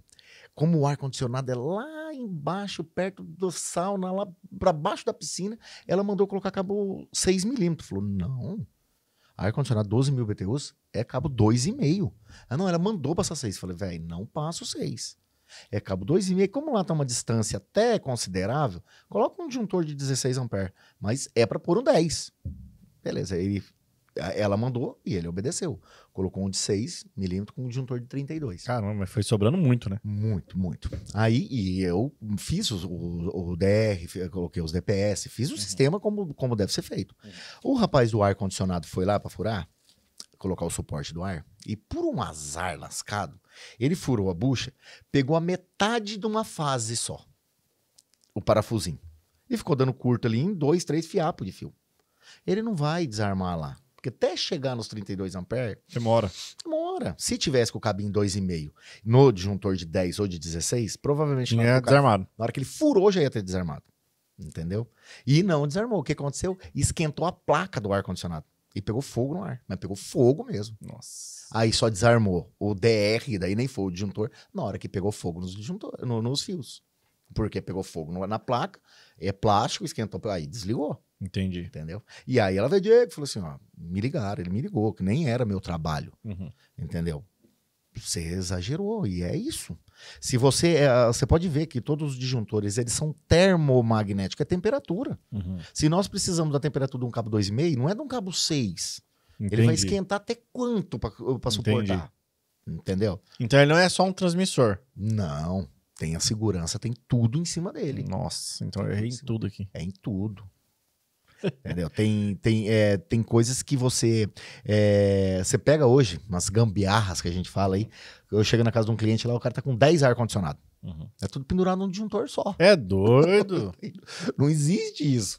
É cada um no teu. Cada um tem que ter um disjuntor. Cada um no teu. Ah, não, isso aqui ficou bem distribuído. As luzes, as tomadas, tudo separado. Tudo A gente coloca, que nem, por exemplo, não vamos colocar em cada cômodo um disjuntor para iluminação para o cliente, que também a gente não vai onerar. A gente colocou por andar. Isso. Tá ótimo. Tá ótimo. Você comentou um negócio interessante, que você falou que você vendia o padrão montado. Como que é esse trabalho? Qual que é o diferencial disso? Qual que é os benefícios disso para o cliente que está comprando, para você que está fazendo? Eu vi que é bem organizado, eu vi uma foto aqui e eu já vi alguns padrão bem bagunçado. Como que funciona? Então, como eu sou especialista nisso, o cliente, você vai construir. Você tem um terreno vazio. Ah, Diego, eu vou construir lá. O seu vai ser um prédio comercial, vai ser residencial, nós vamos ver o que você realmente precisa. Ah, vai ser um comercial. Comercial, 99,9% das pessoas usam 100% do terreno, porque é um terreno mais caro, é um terreno central. Então eu venho e implanto um provisório, vai pegando a liberação da prefeitura, a gente vai colocar na calçada, para a pessoa fazer o edifício dele, entendeu? Para quando tiver levantando, a gente ir acompanhando o padrão definitivo, que a gente tem que estudar a carga. Se é um padrão de 80, de 90. Quantidade de medição, quantos prédios vai ter ali, tudo isso vem em consideração. Quando é residencial é mais simples. Ah, Diego, vai ser uma casa ali, Minha Casa e Minha Vida, que é o que a gente vende padrão todos os dias. É um bifásico de 50, que é o mínimo recomendado pela Caixa. Eu vou lá, dou pronto. Fala, qual é o seu endereço, terreno, vou lá, eu cavo, meu pessoal vai, cava, a gente enfinca o poste, coloca aço, deixa prontinho instalado para você, na abraçadeira. Se é na mureta, nós também fazemos, entendeu? É outra metodologia de trabalho. Mas eu te deixo, ou seja, você não tem dor de cabeça com mais nada. Diego, eu preciso disso, o valor é esse, o cliente vira as costas e vai embora. Entendi. A única coisa que eu faço, eu dou um DCA, que é um detalhe de carga, que vai ser instalado para você fazer o pedido na Copel, só. Que legal. E a questão daí do ramal, poste ali, daí tudo isso... A responsabilidade é 100% minha. A partir do momento que nós fechamos um padrão, eu te garanto a ligação da Copel. Entendi. Entendeu? E se eu vejo, eu sei que vai ter algum obstáculo, eu não bato nenhum martelo antes da gente ter a acessibilidade da Copel. Entendi. O acesso da Copel. Ah, Diego, vai gerar obra. Opa, beleza, vai gerar obra. Ô, Diego, e você, como você é especialista nisso, quais são os riscos de quem não contrata um especialista? É muito. Material de segunda linha, disjuntores queimando, fiação dando problema. Um trabalho gigantesco e monstruoso para você conseguir a liberação, porque para a Copel ligar, nós temos uma norma técnica que nós temos que seguir. E tem a vistoria da Copel. A Copel tem que aprovar aquilo ali para depois eles ligarem. Aí tem reprova, aí você tem que estar gastando para fazer os consertos que a Copel exige. Então é bem complicado. O barato sai caro. Com certeza absoluta. Mais cedo ou mais tarde... E os riscos de vida? Risco de saúde física mesmo? Olha, o risco de vida ali, pelo menos no imediato, não vai ter tanto, mesmo no da gambiarra, porque a Copel vai fazer a vistoria, certo? Só que nem, por exemplo, você fazendo algo com produto de qualidade, você nunca vai ter problema. Só que com um problema ruim, você vai acabar tendo problema. Só essa semana, por causa dessas chuvas, 3 clientes meus me ligou com curto em disjuntor. Entendeu? Cheguei lá, padrão muito mal feito, rolo lascado. E nós temos que ir lá para resolver o problema do cliente. Falar, ó, aqui, tá aqui, substituímos, tá? Mas vai voltar a dar problema. E isso dificulta também a vida de uma manutenção, né? Sem dúvida. Porque quando tá bem organizadinho, igual eu vi que o seu tá bem organizadinho, tudo separadinho, diferente. É outra vida, né? É outra vida, que daí qualquer profissional, mas deixando bem claro, qualquer profissional vai conseguir. Ah, amanhã ou depois, às vezes eu não posso mais estar aqui, ninguém sabe. Ali já está na norma. Ali nós seguimos uma norma. É dessa forma, cores, dimensionamento, potência de disjuntor. Então, qualquer profissional, se no futuro quiser ampliar alguma coisa ou tirar algo para colocar outra, ele vai ficar fácil para ele conseguir fazer. Entendi. E quando a gente fala sobre a questão da energia solar, quando você começou a estudar esse mercado e a fundar mais em conhecimento a partir disso, você enxergou que muitas vezes as casas não estavam preparadas para receber esse tipo de equipamento? Como que foi sua percepção de mercado? Porque você teve a oportunidade da energia solar, mas eu acho que junto com isso a loja entra também. Porque às vezes a casa não está tão preparada, precisa melhorar a fiação, melhorar tudo. Como que tá? É que muitos integradores, eles só vendem energia solar. E para você colocar uma energia fotovoltaica na sua casa, muitas das vezes você tem que fazer uma padronização.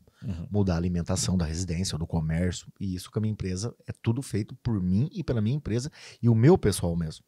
É os mesmos profissionais, que é elétrica e solar, que a gente chama que é a corrente contínua, a corrente alternada, é o mesmo profissional. É a minha empresa que faz lá do padrão até o teu inversor tá gerando. Entendeu? Então isso também traz uma credibilidade, uma confiança maior. Porque eu sei o que eu estou te entregando. E eu sei como fazer isso para você não ter dor de cabeça. Entendi. E para quem hoje quer ter um sistema solar em casa e eles querem fazer um orçamento com vocês, um exemplo, quais são as principais vantagens de fechar com você?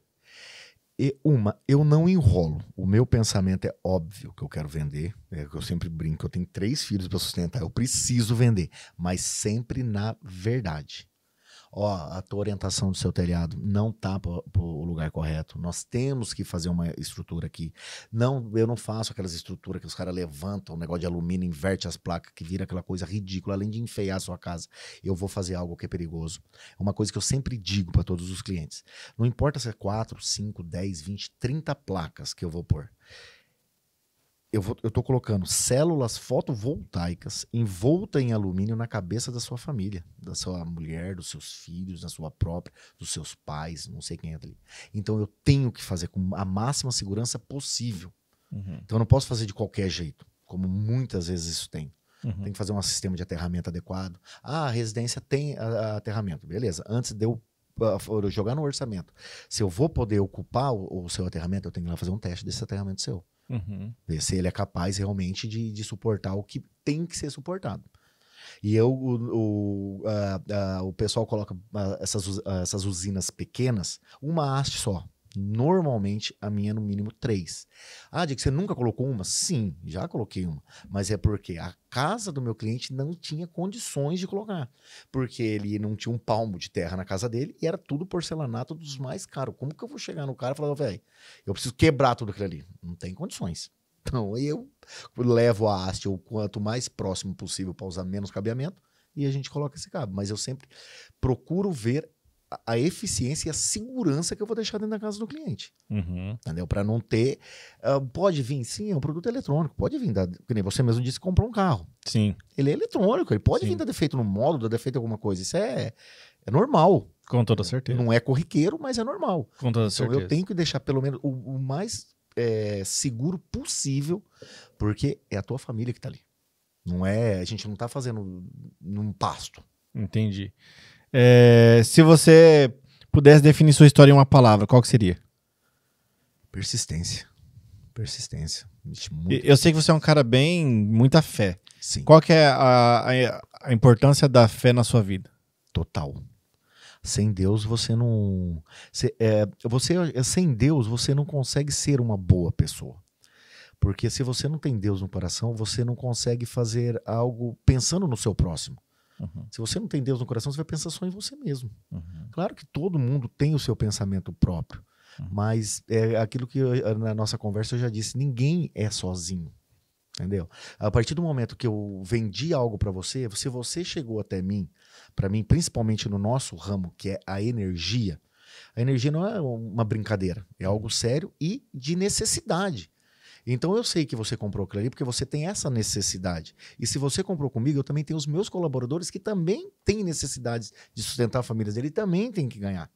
Então isso daí é um ciclo que não é só uma venda comum ali, Mas sim, por isso que eu digo que quando você não tem Deus no coração, a pessoa só vê o lucro que o Rick vai estar me dando. Uhum. Ah, se eu tá comprando um sistema fotovoltaico, rapaz, eu vou ganhar 4, 5 conto daquele cara. E é isso. Não, eu não vejo. Claro que eu vejo o lucro, sem dúvida, eu sou empresário.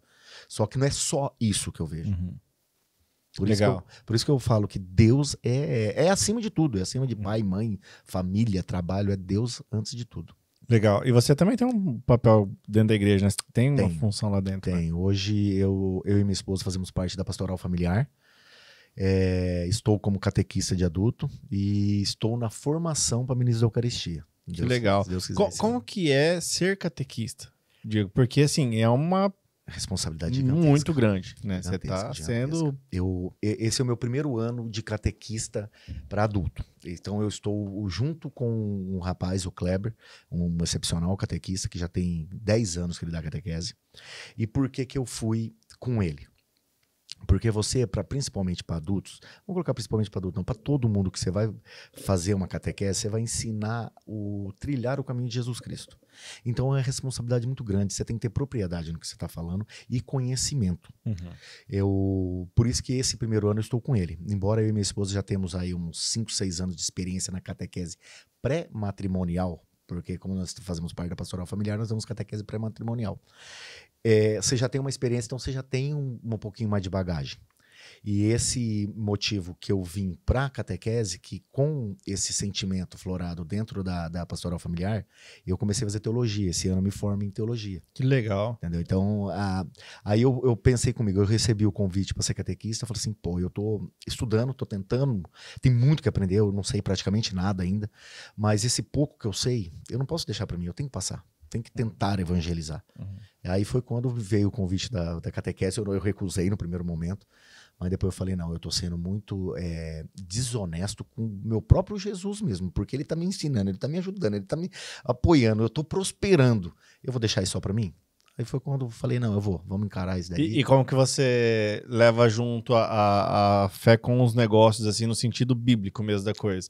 Porque tem muitas pessoas que confundem as palavras em termos bíblicos, né? Principalmente o termo humildade e pobreza. Sim. Tem pessoas que levam isso ao pé da letra e acham que pessoas bem-sucedidas não é digno do amor de Cristo, né? Como que você leva isso, principalmente sendo formado agora em teologia? Olha, isso daí vem muito, é que nem um padre falou para mim, uma vez a gente estava numa aula, de uma senhorinha de 86 anos. Existe histórias da palavra de Deus que é uma parábola. Aquilo não foi verídico. Jesus Cristo colocou aquilo ali pra gente ter ele ensinar daquele jeito que é a linguagem do povo naquela época. Isso daí que você quis dizer pra mim é mais ou menos o que eu falei pro padre. O padre falou assim pra mim, Diego, você tá vendo aquela pessoinha lá, 86 anos, 90 anos, ajoelhadinha no pé do Santíssimo rezando? A fé dela é gigantesca. Ela pode estar fazendo do método errado, mas a fé dela ninguém compara. Então não adianta você chegar nela lá agora e tentar mudar a cabeça dela. Não vai mudar. É daquele jeito. E a fé dela é ótima para Jesus, então deixa daquele jeito. É o que a gente fala também nos negócios. Quando uma pessoa já tem esse pré-julgamento, a gente não vai conseguir mudar a cabeça dessa pessoa. O que você pode fazer? É as suas atitudes, seu jeito de ser. E ser verdadeiro. Não dá pra mim, isso aqui tá errado, não funciona dessa forma. Entendeu? E você não querer só tirar proveito das pessoas. Não é assim, quando eu vendo algo pra você, eu estou ganhando o que eu acho que é legítimo eu ganhar. Que eu estou ali trabalhando para você. Mas eu não preciso usurpar você, fazer algo, te enganar. Com certeza. Que nem um exemplo, você mesmo disse lá dos cabos que isso daí veio de você. Eu preciso de um e-mail, coloquei 2 e-mails. Eu não preciso fazer isso. Entendeu? E eu tenho muita credibilidade, que nem eu estava até numa obra do nosso amigo Cadu, é a questão da confiança. O cliente, como eu sou instaladora, eu cheguei lá no Cadu agora para fazer essa obra dele, eu vou com rolos e rolos de fio fechado. Faço o meu trabalho e eu faço a devolução do restante. Então, ou seja, você só vai usar o que realmente ficou no seu empreendimento. Nem um palmo a mais, nem um palmo a menos. Então, se eu fosse usar de má fé, eu poderia colocar 1, 2 rolos ali, tranquilo, que ia passar. Mas e a minha ética, o meu caráter, também está em jogo desse jeito. Então, por isso que eu tenho essa convicção que Deus sempre me ajudou nesses 15 anos de caminhada da minha empresa própria. Por isso, Sim. entendeu? Eu tenho... E eu acho que é que nem você falou, a palavra é legítimo, né? Sim. Deus, já existiam os negócios, né, desde que o mundo é mundo, e ele nunca foi contra, na verdade, ao contrário. Ele sempre favoreceu os negócios. Sim, ele sempre apoiou. O mundo que Deus deu aqui pra gente. Você acha que ele deu isso daqui à toa? É pra gente aproveitar esse mundo. Exatamente. Ele é lindo, ele é rico, entendeu? Então você tem que aproveitar ele o máximo que você puder, porque o nosso tempo aqui é curto. Já já nós não vamos estar mais aqui. Com certeza. Então vamos aproveitar da melhor forma possível, amando o seu próximo, respeitando o seu próximo e vivendo a sua vida da melhor forma possível. Que Deus te deu essa oportunidade de você viver isso aí. Com certeza. Meu amigo, pegar algumas perguntas agora um pouquinho aqui, pode ficar tranquilo, tem uma aguinha aí. E eu gostaria de... Eu fiquei com medo agora. Agora eu vou fazer umas perguntas um pouquinho mais diretas para você. Qual foi o momento decisivo que você enxergou que você realmente era um empreendedor de sucesso? Decisivo. Que você sentiu muito orgulho, que você falou, caramba, dei certo. Olha, em 2016, 2017, surgiu uma oportunidade da penitenciária de Cascavel, a PEC, teve a rebelião lá. E são 3 blocos. O bloco 3 e o bloco 2, 100% destruído. E 40 e poucos por cento destruído do bloco 1. E lá foi feita uma licitação que a minha empresa nem cabia lá. Sou Simples Nacional. Na licitação não deu. Foi 3 empresas, 2 de Curitiba e uma de Londrina. Uma de Curitiba ganhou a licitação sem ir lá ver o local e declinou. Saiu. A segunda também declinou, a terceira também declinou. Aí, como o diretor da época lá da PEC, ele passou pelo diretor aqui da PECO de Cruzeiro do Oeste, e eu fiz um trabalho lá para eles e me ligou. Falou, Diego, nós estamos precisando de uns homens aqui em Cascavel. Falei, rapaz, aqui em Cruzeiro não tem homem não, bicho, aqui só tem cava safado, não tem homem não. Falou, não, sério, eu preciso que você venha aqui. Falei, beleza. Fui lá para ver. Falou, nós precisamos disso. Nossa, situações que eu vi lá dentro, que misericórdia, que eu acho que isso daí nunca vai sair da minha vida. Pedaço de gente lá ainda, coisa feia, mas feia mesmo. Fogo pra tudo quanto é lado. Nossa. Falei, preciso que você reforme isso daqui tudo. Falei, vai. Foi o primeiro projeto grandioso, assim? E não só grandioso, mas também de perigo, porque os presos estavam lá ainda. Entendi. Entendeu? Falei, velho, isso aqui não é pra mim não, cara, você é doido, eu tenho 3 filhos, eu tenho 2 bebês em casa ainda. Eu não tenho como eu me arriscar e colocar o meu pessoal aqui pra se arriscar também. Não, isso aqui não é pra mim não. E virei as costas e fui embora. Aí ele me ligou e falou, Diego, tem que ser você, cara. Nós precisamos de você. E ele tinha colocado no papel as cartas. Ele jogou na mesa as cartas, né? Aí eu peguei aquele lá, analisei, chamei minha esposa, chamei meus colaboradores. Aí tem 2 caras que, quando eu pego obra muito grande fora da cidade, eles sempre me ajudaram, eles são fantásticos. Sem eles, meu Deus do céu, eu não tinha conseguido ter feito aquela penitenciária. Falei, pessoal, tá assim, vamos encarar? Só que eu vou fazer uma contraproposta pra eles. Se eles aceitarem, vamos encarar? Diego, não sei, todo mundo fica com medo. É trabalhar dentro de uma penitenciária com o Santos lá dentro, né? Ainda mais os caras que acabou de acabar com tudo, né? Entendeu? Aí eu fui lá, chamei eles, falei, o negócio é o seguinte, isso daqui é o que vocês me propôs, eu venho dessa seguinte forma. Diego, é o que eu posso fazer, não tem condições. É muito risco de vida, eu vou ter que contratar mais colaboradores, não tenho o que fazer. Aí eles aceitaram. Aí ali foi uma experiência para mim gigantesca. Foi uma experiência que, além do tamanho do empreendimento, valor agregado em cima também, que foi muito alto, e a responsabilidade de fazer o trabalho ali também, porque a segurança lá, eu acredito que na época tava com 1.000 e poucos presos, para mais de 3.000 presos. Nossa. Então, tipo, tem uma responsabilidade a mais. Eu vou ser bem sincero para você, Rick, quando eu entreguei, que eu troquei o disjuntor assim, que tava no provisório pro definitivo, bati, tudo funcionou, meu amigo, saiu um peso nas minhas costas muito Foi grande. Quanto tempo? 7 meses. 7 meses? Só da sua parte? 7 meses. 7 meses. Alugamos casa lá, alugamos tudo lá. Pessoal, saía de cruzeiro sexta-feira de... É uma doação de vida. Sim, sabe? Porque seus projetos aqui praticamente pausou. Eu não ficava de segunda a sexta lá, não. Uhum. Entendeu? Mas 2, 3 dias. Mas a energia foi concentrada, né? Tipo, você não conseguia... Não. A atenção não é a mesma. Não. É 60-40. 60 lá com 40 aqui. Nossa, cara. Mas foi um aprendizado muito grande. Eu, vixe, aquele ali eu vou levar pra minha vida inteira. E como eu falei na questão do meu trabalho. O próprio diretor vinha, teve um colaborador meu que errou numa eletrocalha lá, mas quem estiver ouvindo a gente que for eletricista vai entender. Deu quase 300 metros de linha de eletrocalha que ele colocou a eletrocalha errada. Eu fiz desmanchar. O próprio diretor da penitenciária falou assim, Diego, aqui é uma penitenciária. Eu falei, não importa onde eu estou fazendo meu serviço. É a Eletro Blanco que está aqui. É o meu nome. Então o serviço tem que ser feito da forma que deve ser feito. Ele deu uma olhada assim pra mim, parou, falou assim, Diego, você tem razão mesmo. Eu falei, não importa, podia ser na sua casa. Se tiver errado, eu tenho que arrumar. Não é porque é uma penitenciária que eu vou fazer de qualquer jeito. Eu tenho que fazer da forma que deve ser feito. E foi substituído, foi trocado. Que legal. Levei um prejuízo muito grande, mas fiz conforme tinha que ser feito. Que é o certo. Que é o certo. Que é o acordado, é o É o justo. acordado, é o justo. É aquilo que eu digo. Tudo que é verdadeiro, não tem como dar errado. Entendeu? Não tem como dar errado. E você dorme tranquilo, dorme em paz. Tranquilo, graças a Deus, nunca. Eu tenho que dar 5 anos, eu como profissional, eu tenho que dar 5 anos de responsabilidade técnica. Eu nunca precisei voltar lá. Legal. Houve, depois de 1 ano mais ou menos, que eles tiveram uma ampliação lá, como eu volto a dizer, por eu ser simples, eu não posso participar de licitação do Estado. Ô Diego, como que você deixou aqui? Eu expliquei como eu deixei para outra empresa fazer a ampliação. Legal. Eu gostaria de pedir pro pessoal soltar um VTzinho aí agora, rapidinho, para vocês assistir.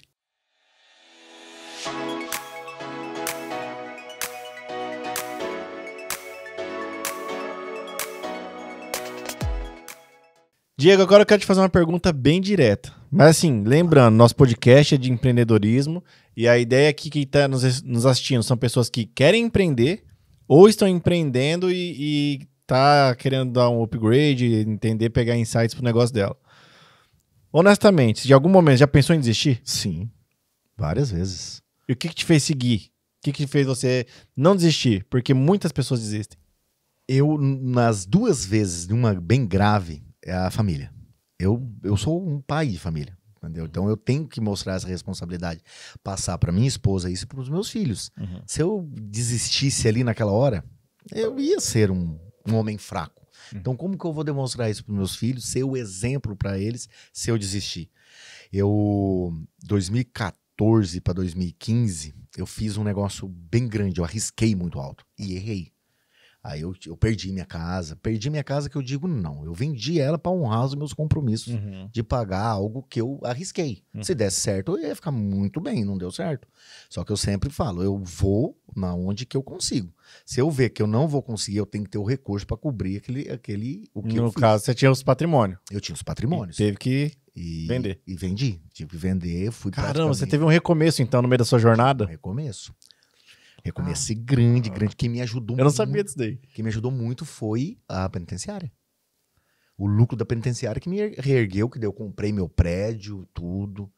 Porque até então eu, tava com um pensamento muito grande e sério de desistir. Você arriscou no seu próprio negócio ou foi outra O coisa? meu próprio negócio. O prédio que eu tinha, eu adquiri ele. Na época eu paguei 650 mil. Na época, lá em 2013. Era muita grana. Muita grana. Muita grana.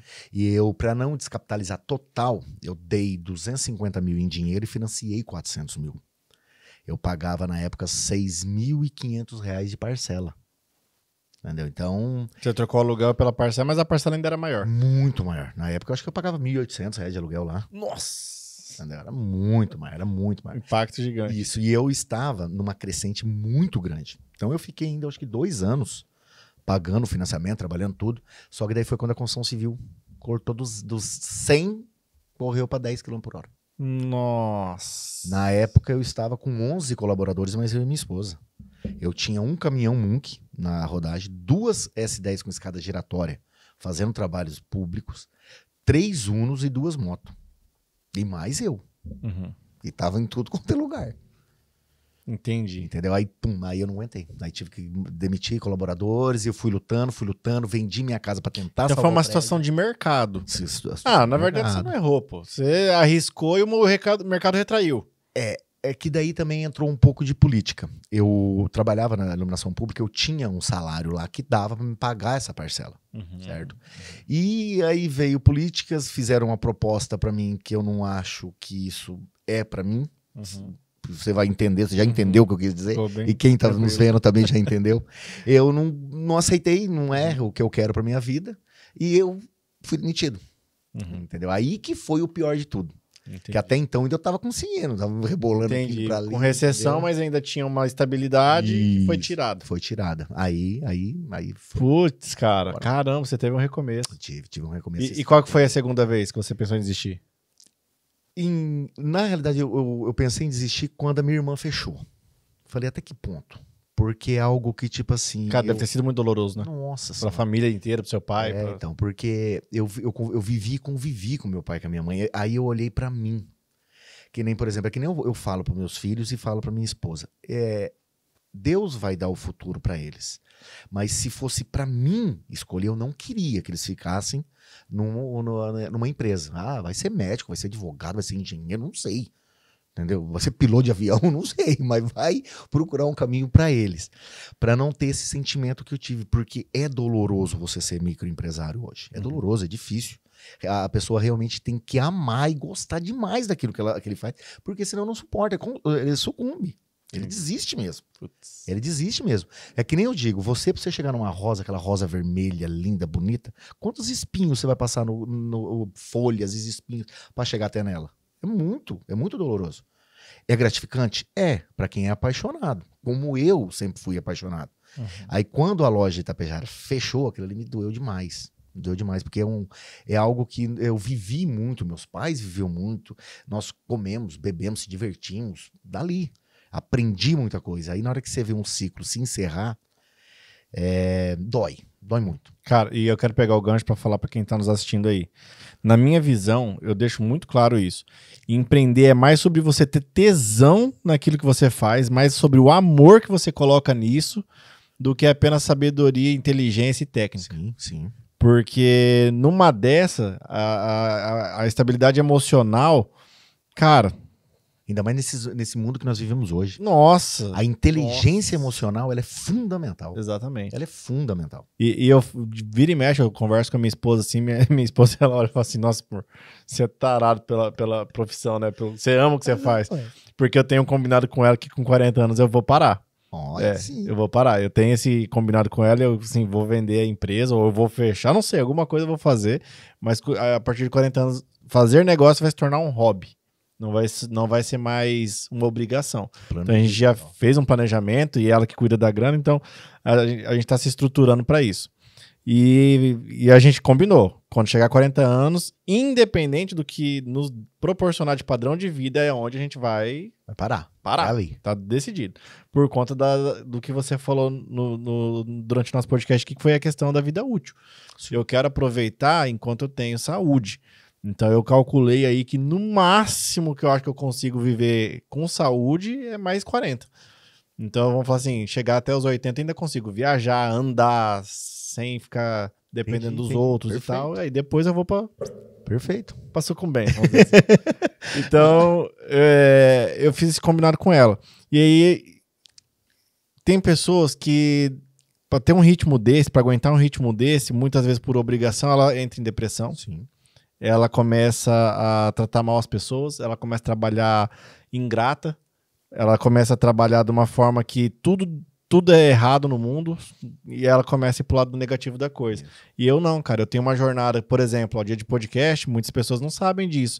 O Gobo, que é o cara que nos filma, nossa equipe aqui, que eu tô muito obrigado. Cara, nós começamos 6 da manhã e vamos até às 11 da noite gravando. Olha. Eu gravo 7 episódios por dia. E assim, não me canso.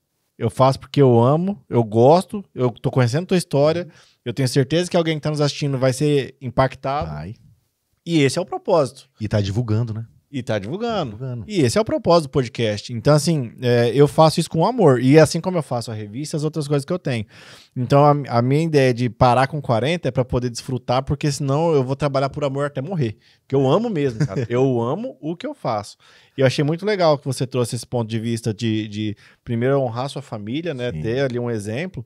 Mas também essa história emocional, essa ligação emocional que você teve ali com seu pai e tudo mais, porque isso mostra que você ama a profissão. Sim. E é o que faz a gente continuar, cara. Porque na razão, você fecha qualquer negócio. Na lógica, você fala, não faz sentido isso aqui. Não. Não compensa. Rapaz, tô me matando.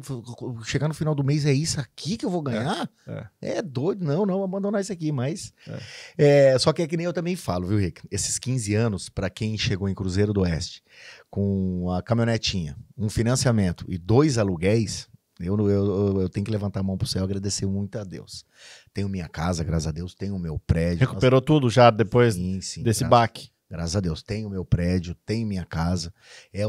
Minha casa é numa chácara, em 5 mil metros quadrados, num condomínio fechado. Que delícia. Tenho o meu carro, a esposa tem o carro dela, nós temos nossos veículos também. Temos ainda ambições? Claro que nós temos, mas é tudo no seu tempo. Eu falo que o tempo de Deus, ele é perfeito. O nosso que não é. Mas claro que eu queria. Eu tenho 42 anos, eu já queria estar que nem você falou, sossegado. Sem fazer, não, vou fazer 42 agora depois da manhã, dia 30. Não estou ainda, mas tá ótimo. Tô com saúde, graças a Deus, tenho uma família linda, uma mulher que eu amo, meus pais estão aí ainda também, minha irmã tá aí, então pra mim eu tenho muito ainda que aproveitar dessa vida. E é isso que eu tenho pensado e deixado isso daí pra mim. Que legal, cara. Parabéns. Parabéns. Pessoa que trabalha com amor, é bom. Ela cansa, mas ela acorda renovada, ela acorda revigorada. Não existe trabalho ruim, né? Não existe coisa... Nesse trabalho que eu tava com o Cadu, o Cadu tem um rapaz, o Luan, que trabalha com ele, e a gente tava conversando, resolvendo um problema, daí eu fiquei o dia todo lá, fechando o quadro deles, tudo certinho, bonitinho. Aí era 11 horas, falei assim, Diego, cara, eu esqueci do negócio, desculpa te acordar. Peguei e mandei uma foto pra ele, eu tava na empresa trabalhando ainda. Falei, meu amigo, eu fiquei o dia inteiro aí, eu tenho que fazer minhas coisas aqui, velho. É esse o horário que eu tenho, era 11 horas da noite, eu tava na empresa ainda. Que legal. Falou, vocês são tudo louco. Falei, não é louco, é a paixão pelo negócio que você tem. Cara, eu entrevistei o Cadu, eu achei muito legal a forma que ele administra colaborador. A forma que ele tem os caras com ele, a forma de liderança do Cadu é invejável. Cara, Cadu, um abraço, meu irmão. Ele é muito bom. Muito bom. Quando eu fui começar a minha empresa, eu fui conversar com um empresário lá de Tapejara, que eu admiro ele como profissional. É o Ivan, da Imperador Móveis lá. Falei, Ivan, tô saindo daqui, tô indo pra abrir a minha. O que você tem pra falar pra mim, Ivan? Falei assim, Diego, eu tenho 3 coisas pra falar pra você. Pra você ser um bom empresário. Tempo. Você tem que saber lidar com o seu tempo. E dar tempo ao tempo. Pessoas. Você tem que ter pessoas no seu lado. E dinheiro. Você tem que saber lidar com o dinheiro também. Porque o dinheiro não aceita desaforos. É esses 3 conselhos que eu dou pra você. Tempo, dinheiro e pessoas. Se você conseguir controlar esses 3, não tem como dar errado.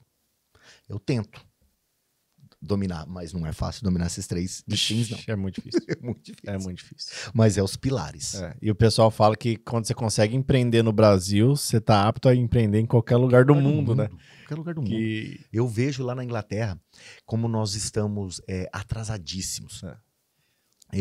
Lá na Inglaterra, no tempo que eu tava lá 2003 e 2004, energia elétrica era um cartão de crédito. Eu ia nas vendinhas, falei assim, eu quero 10 libras de energia. O cara recarregava o cartão, eu ia lá e colocava no medidor. Eu tinha 10 libras de energia. Caramba. Acabou, eu vou lá, acabou. É gás, água. Isso já existia? Já existia lá. Nossa. E pra nós aqui, isso ainda tá muito longe, se vier a acontecer. Se vier a acontecer. A mesma coisa da eletrificação dos veículos. Isso já existe, cara. Muito tempo. Nossa. Muito tempo, mas muito tempo mesmo. A parte de portaria eletrônica. Eu nunca esqueço quando eu fui pra fora a primeira vez. Eu falei, ué, mas não tem porteira? Não precisa de pessoas? Tipo, a coisa acontece? Lá, combustível. Eu falei, cara, eu mesmo tenho que abastecer os carros. Eu acho isso um atraso no Brasil gigantesco. Mas, infelizmente, é o pensamento que já vem na nossa mente. Se é aqui no Brasil, o cara enche o tanque e vaza. É. Entendeu? Eu acho que aqui no Brasil tinha que ser um sistema de, igual você falou, de crédito. Isso. Você já paga antes. Aí funcionaria. Mas caso Acho que os contrário... caras dão um jeito de roubar até o fosso. É absurdo. É muito legal. O primeiro car wash que eu trabalhei era no fundo de um posto de gasolina. Eu vi uma cena lá fantástica, mas fantástica mesmo. O cara abasteceu o carro dele. Eu tava bem no meu horário de almoço. Eu tava sentado no outro lado da rua, assim, sentado na rua mesmo, no meio-fio, descansando, né? Ele abasteceu o carro dele. Ele passou o cartão dele. Eu acredito que ele não tinha todo o dinheiro. Faltou, tipo assim, coisa de 1 libra, 2 libras, que pra nós seria R$1, R$2, vamos se dizer desse jeito. E ele não tinha todo o dinheiro. Ele passou o que ele tinha, encostou outro carro, ele pediu. Falou, velho, você não tem 1, 2 libras pra me arrumar? E ele colocou no caixa do posto de gasolina.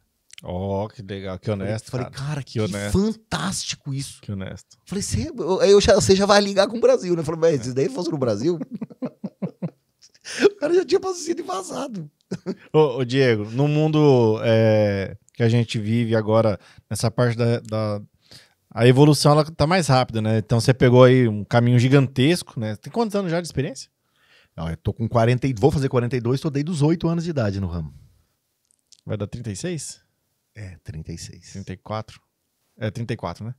Cara, 34 anos. 34 anos. Cara, você tem minha idade de experiência. 34 anos. Nossa, parabéns, cara. Parabéns. Eu acho que uma das vantagens, eu acho que 100% das pessoas que sentou aí começou cedo. 100% das pessoas que eu entrevistei até agora, e já são mais de 50 episódios, todas elas começou antes dos 16 anos. Todas, 100%. E eu vejo que as pessoas que começam mais cedo prosperam mais rápido. Eu já percebi isso. Isso é um padrão que eu peguei aqui. Eu tenho medo dessa geração futura, que só pode trabalhar depois dos 18 anos. A minha vai distribuir revista com 8, se puder. O meu menino tá lá. Quando eu pego ele, pai, dá um corpinho mole? Claro que dá, não tem. E nós também não somos mais rígidos, que nem eram nossos pais, mas uma coisinha ou outra. Nós moramos numa chácara, que isso daí já é uma ideologia de vida que eu e minha esposa tem desde quando nós casamos. Ela tem um sonho de fazer isso? Que nem nós temos a nossa horta lá. Criançada, se vira. A única coisa que eu sei que o papai ainda tá devendo, mas o papai ainda vai fazer é um galinheiro. Tem que pôr um galinheiro para eles ir lá colher o ovo, tratar das galinhas, para eles terem responsabilidades. Que aquele bichinho ali, se não for eles ir lá sustentar, cuidar, eles vão morrer. Entendeu? É a mesma coisa do nosso alimento. Se eles não tiverem essa responsabilidade, eles não vão ter o que ter de comer, e para eles verem que tudo um depende do outro. Ninguém aqui é autossuficiente. Sim. Até já ia te perguntado sobre legado. Qual que é o legado que você quer deixar para seus filhos? Olha, eu conseguindo passar para eles o que é ser um verdadeiro cristão, para mim já tá de ótimo tamanho. Tá de ótimo tamanho. Porque uma pessoa que sabe o que é um verdadeiro cristão... E você pretende que algum deles sigam o seu caminho? Não. Isso daí eu deixo bem... eu tenho a minha consciência, vamos dizer assim, tranquila e livre deles seguirem o que eles querem seguir para a vida deles. Claro, sempre tentando ter uma vida mais cristã possível, mais honesta, mais decente, respeitando o próximo. Não é só respeitando a mim, que sou o pai dele, e a minha esposa, que é a mãe. Mas respeitando todo mundo. Todo mundo. Todo mundo. Até as pessoas que ele não gosta. Se eles não gostam de certa pessoa, tudo bem, não precisa conviver com aquela pessoa, mas também você não precisa guardar aquele rancor para aquela pessoa. Legal. Até outro padrão que eu vejo dos empresários. Eles não fazem isso pensando em deixar para os filhos. Não. Eles querem que os filhos façam o que eles acharem melhor. O Alexandre Cury, eu não lembro certinho quem foi que me disse, de uma empresa que logo depois que a loja Tapejara fechou, que eu fiquei com um sentimento bem abalado, ele falou assim, eu vi um podcast dele, eu não lembro se é o Alexandre Cury, quem foi que fez, não lembro certinho. Falou, a empresa só tem 3 caminhos, qualquer empresa. Se você descobrir outra, me avisa, porque eu estudo há tantos anos e eu nunca consegui descobrir. É o Flávio Augusto. Flávio Augusto, isso Flávio mesmo. Augusto. Você vende ela, você herda ela, ou você fecha ela. Não tem outro caminho. Exatamente. Não tem outro caminho. E eu fiquei matutando aquilo lá, velho, durante, sei lá, semanas. Semanas. E existe um percentual, né? De quem herda ela. De quem... O sucesso ainda é bem baixo. Bem baixo. De quem herda ela. Sim. Quando você vende ela, o sucesso é bem alto e fechar é certeza. Certeza. É isso mesmo. E eu fiquei com aquele negócio na minha cabeça, falei, velho, é isso aí, eu tenho que lutar pelo que é meu aqui, pelo que é da minha família. O cara tava puxando os históricos de empresas centenárias. Nossa, é muito pouco. É muito pouco. Nossa, mas no mundo, assim, é muito pouco. Muito pouco. Nós, voltando um pouquinho para teologia, Na escola teológica falam desse jeito. Fala assim, qual é a empresa aí que tem mais de 100 anos? É muito pouco. Qual empresa tem mais de 200 anos? Não sei. A nossa igreja está aí há mais de 2.000 anos. Então é algo Com certeza. que é certo. Com certeza. Que é certo. Senão não estaria tanto tempo aí viva. Com Tem os seus erros. Claro que tem. Tudo quanto é lugar tem os seus erros. Mas está vivo. Voltando só rapidinho, então, o tempo para poder finalizar ele. Eu tava falando sobre a evolução, sobre as coisas acontecerem de forma muito rápida agora, né? Que você pegou com 34 anos de experiência e eu lembro que você pegou ali a evolução mais significativa, né? Que foi sair daquele interruptor para agora ser alguma coisa mais touchscreen. Mais automação. Qual que é a principal visão de futuro que você vê dentro do seu mercado? Né? Que agora a gente tem automação em tudo. Isso. Como que você lida com esses gadgets? O futuro é automação. Como eu devo lidar? É estudar. Você tem que evoluir junto com o mercado. Mas eu acredito que pela energia elétrica agora vai ser só a estética e a beleza. Porque só, como a gente já falou aqui no andar do podcast, só se daqui a uns tempos tiver energia Wi-Fi, Bluetooth, que eu não duvido também, tá? Não duvido disso. Porque não tem como mais. Porque a gente precisa da condução.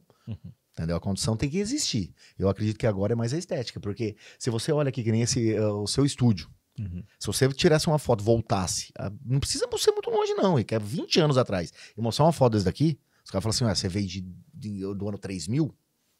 De tão rápido que está sendo essa evolução. Tonalidade, e efeito, e estética. Eu acredito que o futuro próximo nosso da energia é em cima disso. Porque a automação já existe, ela já está aí.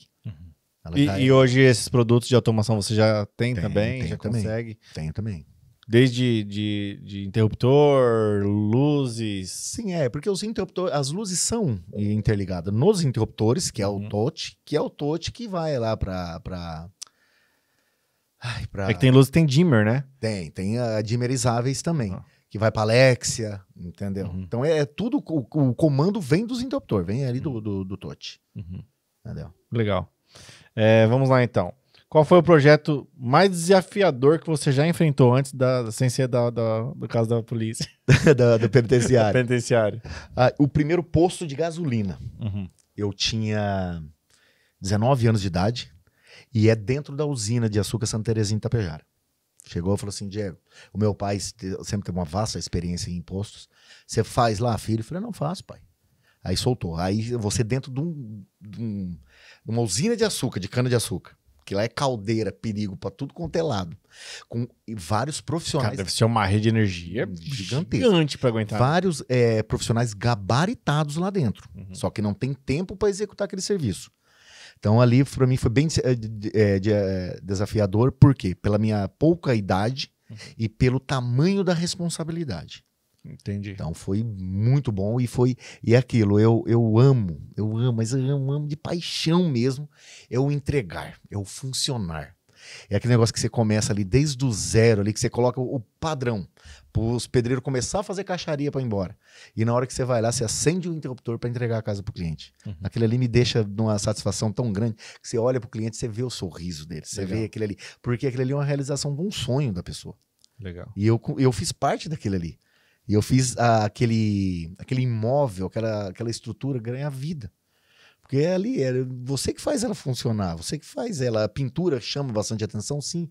Mas nós só estamos aqui porque o eletricista passou por aqui. Está iluminando nós, que o microfone está funcionando por causa do eletricista. Sim. É claro que tem toda uma função de móveis bonito. Só que o que realmente está realçando e deixando aqui é a sua iluminação. É o que dá segurança para tudo, né? Sim. Que abre o portão, fecha o portão. Então, tudo.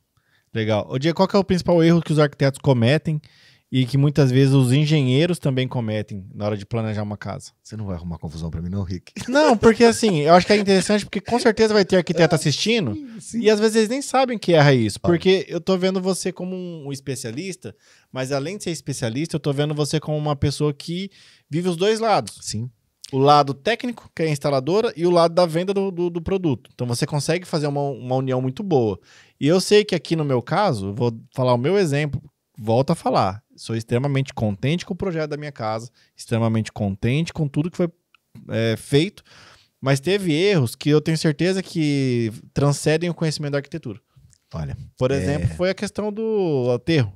do aterramento. Por ter muito equipamento, muito equipamento mesmo, se eu não me engano, aqui eu tenho acho que quase 12 barras. Porque eu tinha um projeto muito maior, né? Porque depois, um dia eu conto minha história, você vai assistir. Mas tem muitas barras de aterro. Isso tudo depende, tá? Porque hoje a norma técnica nossa abaixo de 10 ohms é considerável aceitável. Abaixo de 5 é o ideal. Aí isso tudo vai em questão de terreno. Uhum. Eu já tive aterramento que eu executei que com 5 hastes eu atingi 4 ohms. Eu já tive aterramento que eu fiz por causa de terreno com quase 40 barras para atingir 9 ohms. Nossa, cara, mas por que tanta diferença? É terreno. Caramba. Arenoso, Caramba. barro, água, tudo isso vem em consideração. E esse cálculo? É tudo que você tem que calcular. Você tem que ir fazendo, você tem que ir executando. Você tem que errar, refazer, até conseguir atingir o objetivo. Que qual é o principal objetivo, principalmente disso? Segurança de quem vai estar lá dentro. Uhum. É isso que nós temos que fazer. E a questão que você falou os principais erros, os mais corriqueiros, assim, que eles poderiam ficar mais atentos. Ctrl-C e Ctrl-V. Esse é o maior erro. E não trazer, que nem, por exemplo, eu desisti da engenharia e hoje eu sou eletrotécnico. Uhum.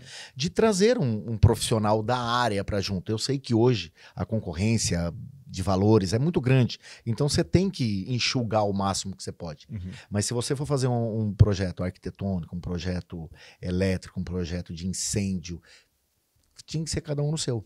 Entendeu? Trazer. E eu, claro, puxando a sardinha pro meu lado, além de eu fazer, eu vivo aquilo.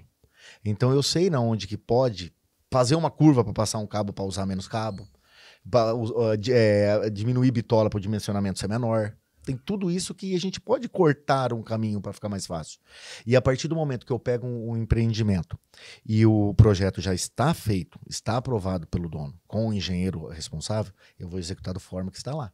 Só que eu sou bem claro e sincero de falar os pontos que está errado. E graças a Deus, até hoje, todos esses anos meus, todos os engenheiros e arquitetos que passaram, trabalharam junto comigo, todos eles são muito bacanas. Uhum. Ó, aqui tá errado, dá para nós mudar ali, Diego. Faz o que tem que fazer, só faz uma observação que depois eu mudo. Uhum. Porque como o projeto não é meu, só a execução é minha, eu tenho que seguir conforme tá lá. Uhum. Porque a responsabilidade é do engenheiro ali no caso. Com certeza, de quem assinou. De quem assinou. Mas graças a Deus, esse que é o grande problema. Aí dá aquele Ctrl-C, Ctrl-V e a gente às vezes confia demais também. Aí você vai ver o número de circuitos tá duplicado ou pulou. Aí na hora que você vai pegar para fechar o quadro, dá aquela bagunça louca, porque você seguiu conforme estava ali, entendeu? Então, mas no final sempre acaba dando certo. A gente consegue ajustar e fica próximo da perfeição. Eu nunca vou falar que um trabalho meu ficou perfeito, mas eu tento. E qual que é o maior desafio no seu comércio hoje? É gerir estoque, não deixar as coisas se tornar obsoleta? Qual que é o principal desafio que você vê? O estoque hoje, que nem, por exemplo, para mim, que graças a Deus eu estou numa ascensão legal, é a questão do programar. Porque eu vinha numa pegada, principalmente fio, porque a indústria que eu compro é a Sil, ela demora do dia que eu bato o martelo até chegar na minha empresa, questão de 25 a 28 dias úteis. Cara, você tem que prever muito bem. Muito longo, é muito longo. Então eu tava numa pegada legal. Aí, graças a Deus, depois do Beni, eu tô conseguindo ter uma evolução muito grande em Umuarama, que é o meu principal objetivo, aqui em Umuarama, de estar com as vendas bem maiores. Então, eu ainda tô meio perdido, porque é aquele negócio, cachorro mordido de cobra tem medo até de linguiça, né? Falei, caramba, eu vou dar uma pegada aqui e daí, se recuar. Entendeu? Eu vou estourar meu caixa, então tem tudo isso que eu tenho que colocar. Com o dinheiro empatado em estoque. Entendeu? Aí, graças a Deus, ainda tem uns atacados legal na nossa região, que daí essa erro pouco, ainda eu vou fazendo um joguinho de cintura ali, perco um pouquinho ali, mas não deixo de atender, até eu conseguir atingir o equilíbrio e a bola pra cima. E com um mix tão grande como o seu, como que você faz? É difícil, é difícil. Hoje, graças a Deus, como as coisas estão evoluindo, a minha esposa tá me ajudando demais. Sistema avisa? Eu tenho... É feeling? Isso, não. Eu deixo lá a quantidade mínima que a gente pode ter de estoque, né? Só que hoje nas compras, a minha esposa tá me ajudando em quase 60% das compras. Hoje já é ela que tá administrando. Entendeu? Porque eu não consigo mais fazer. Entendeu? Você virou um braço comercial da empresa. Isso. Eu virei literalmente o rosto da empresa. É eu que vou atrás do cliente, eu que converso com o cliente, eu que vou fazer o orçamento. Entendeu? Tem aquela velha brincadeira que a gente faz, eu não posso perder tempo trabalhando.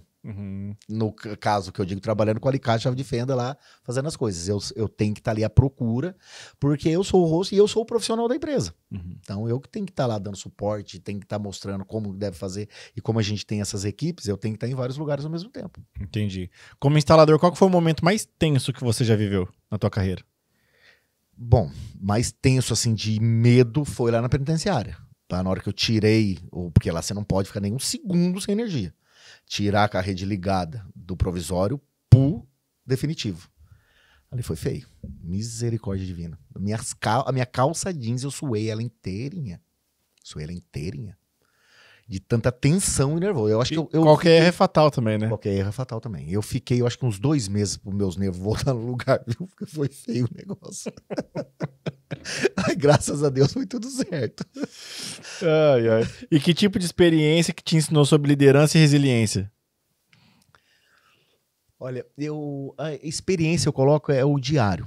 É mexer com gente. E eu tenho as duas gamas, que é os clientes e os colaboradores. E é algo surreal a diferença de uma coisa com a outra.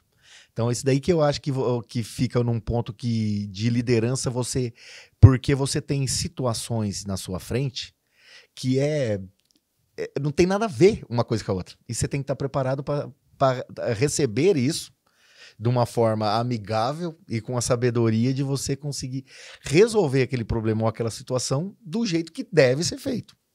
Acho que isso daí, para mim, é o que mais vem a calhar aqui, vamos dizer. Legal. Meu irmão, tem alguma pergunta que você gostaria que eu te fizesse? Você acha que deu para explanar bem, ficou bem claro? Quer aprofundar mais algum tema? Porque tua área é uma área bem ampla, bem extensa, mas acho que é legal a galera entender.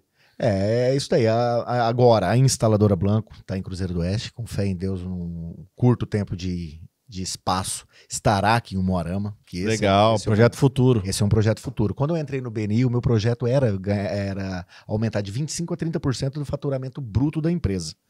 Isso já foi por terra. Hoje é trazer a loja física do modelo meu de instalador com prestadores de serviço aqui para Umuarama. Que legal, cara. Que legal. E conto com a população aqui de Umuarama para fazer projetos fotovoltaicos. Estou aqui, instalações residenciais, comerciais, materiais elétricos. Estamos aí à disposição. Fala teu Instagram para quem está nos assistindo. Hoje é Instaladora Blanco. E nos dois, né? No Face e no Instagram. E quem quiser dar um pulinho em Cruzeiro do Oeste? É na Avenida Brasil 1738.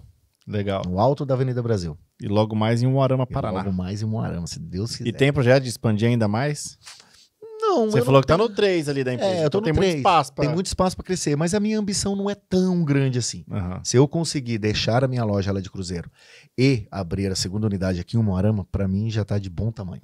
Legal. Porque do método de trabalho que eu faço aqui, como tem os instaladores e tem a responsabilidade técnica, é difícil você conseguir ampliar mais e ter mais lojas. Não é que nem a nossa concorrente aí, que tem várias lojas, que eles só vendem, acabou, se deu certo ou deu errado. Não é problema deles, né? O meu não, ainda tem a responsabilidade, além da responsabilidade do produto de venda, a responsabilidade da execução. Legal.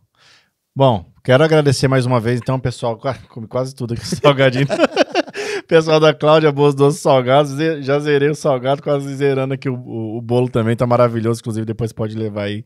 E fica à vontade, agora chegando pra reta final. O pessoal da Filato Bene que passou aí durante o episódio na TV, muito obrigado também pelo seu patrocínio, obrigado por estar nos vestindo aqui no Podcast, obrigado por trazer esse conceito para nossa cidade de Umuarama, que assim, a loja de vocês é excepcional, uma loja muito boa mesmo, muito obrigado então por apoiar esse projeto do Podcast. Diegão, muito obrigado por ter aceitado o convite. Fiquei muito feliz de conhecer a sua história ainda mais. Já tinha conhecido um pedacinho ali no nosso 1 a 1, mas lá é só meia hora, então aqui eu escuto mais do que falo. Então essa é a parte boa, porque, cara, eu aprendo muito com todo mundo que senta aqui. Fiquei muito feliz, aprendi muito com você hoje, né? Então, muito obrigado por partilhar um pouco da sua história, da sua jornada. Com certeza vai impactar quem está nos assistindo. Eu que tenho que agradecer, que agradeço o convite, foi uma satisfação imensa estar aqui com você, ainda mais com o teu nome, que é uma credibilidade monstruosa aqui dentro de Umuarama. Tenho certeza que com esse breve momento que nós tivemos aqui, eu também tenho o meu interesse de estar divulgando a minha marca. Tenho certeza que ela vai estar chegando em vários lugares aí. Agradeço demais essa oportunidade que você deu para mim e para minha empresa. E muito obrigado mesmo. Seja sempre bem-vindo, as portas estão abertas aqui para você. E para honrar quem nos assistiu até aqui, deixa uma frase aí para poder incentivar a galera, para poder impactar a vida deles também. Vamos pensar assim, tudo que você vai fazer na vida de bom ou ruim, sempre vai ter obstáculos para você passar. Crê em Deus, coloque em oração, traga pessoas boas para próximo de você, para perto de você, e não tenha medo do feedback negativo. Isso vai haver na sua vida. Se você conseguir lidar com isso no lado positivo, você tem tudo para evoluir e crescer. É isso aí. Deus abençoe você, sua empresa. Seja bem-vindo ao Moarama. Espero que seus projetos continuem prosperando, dê muito certo. E, cara, fiquei feliz mais uma vez e as portas da empresa estão sempre abertas. Obrigado, Rick. Obrigado mesmo.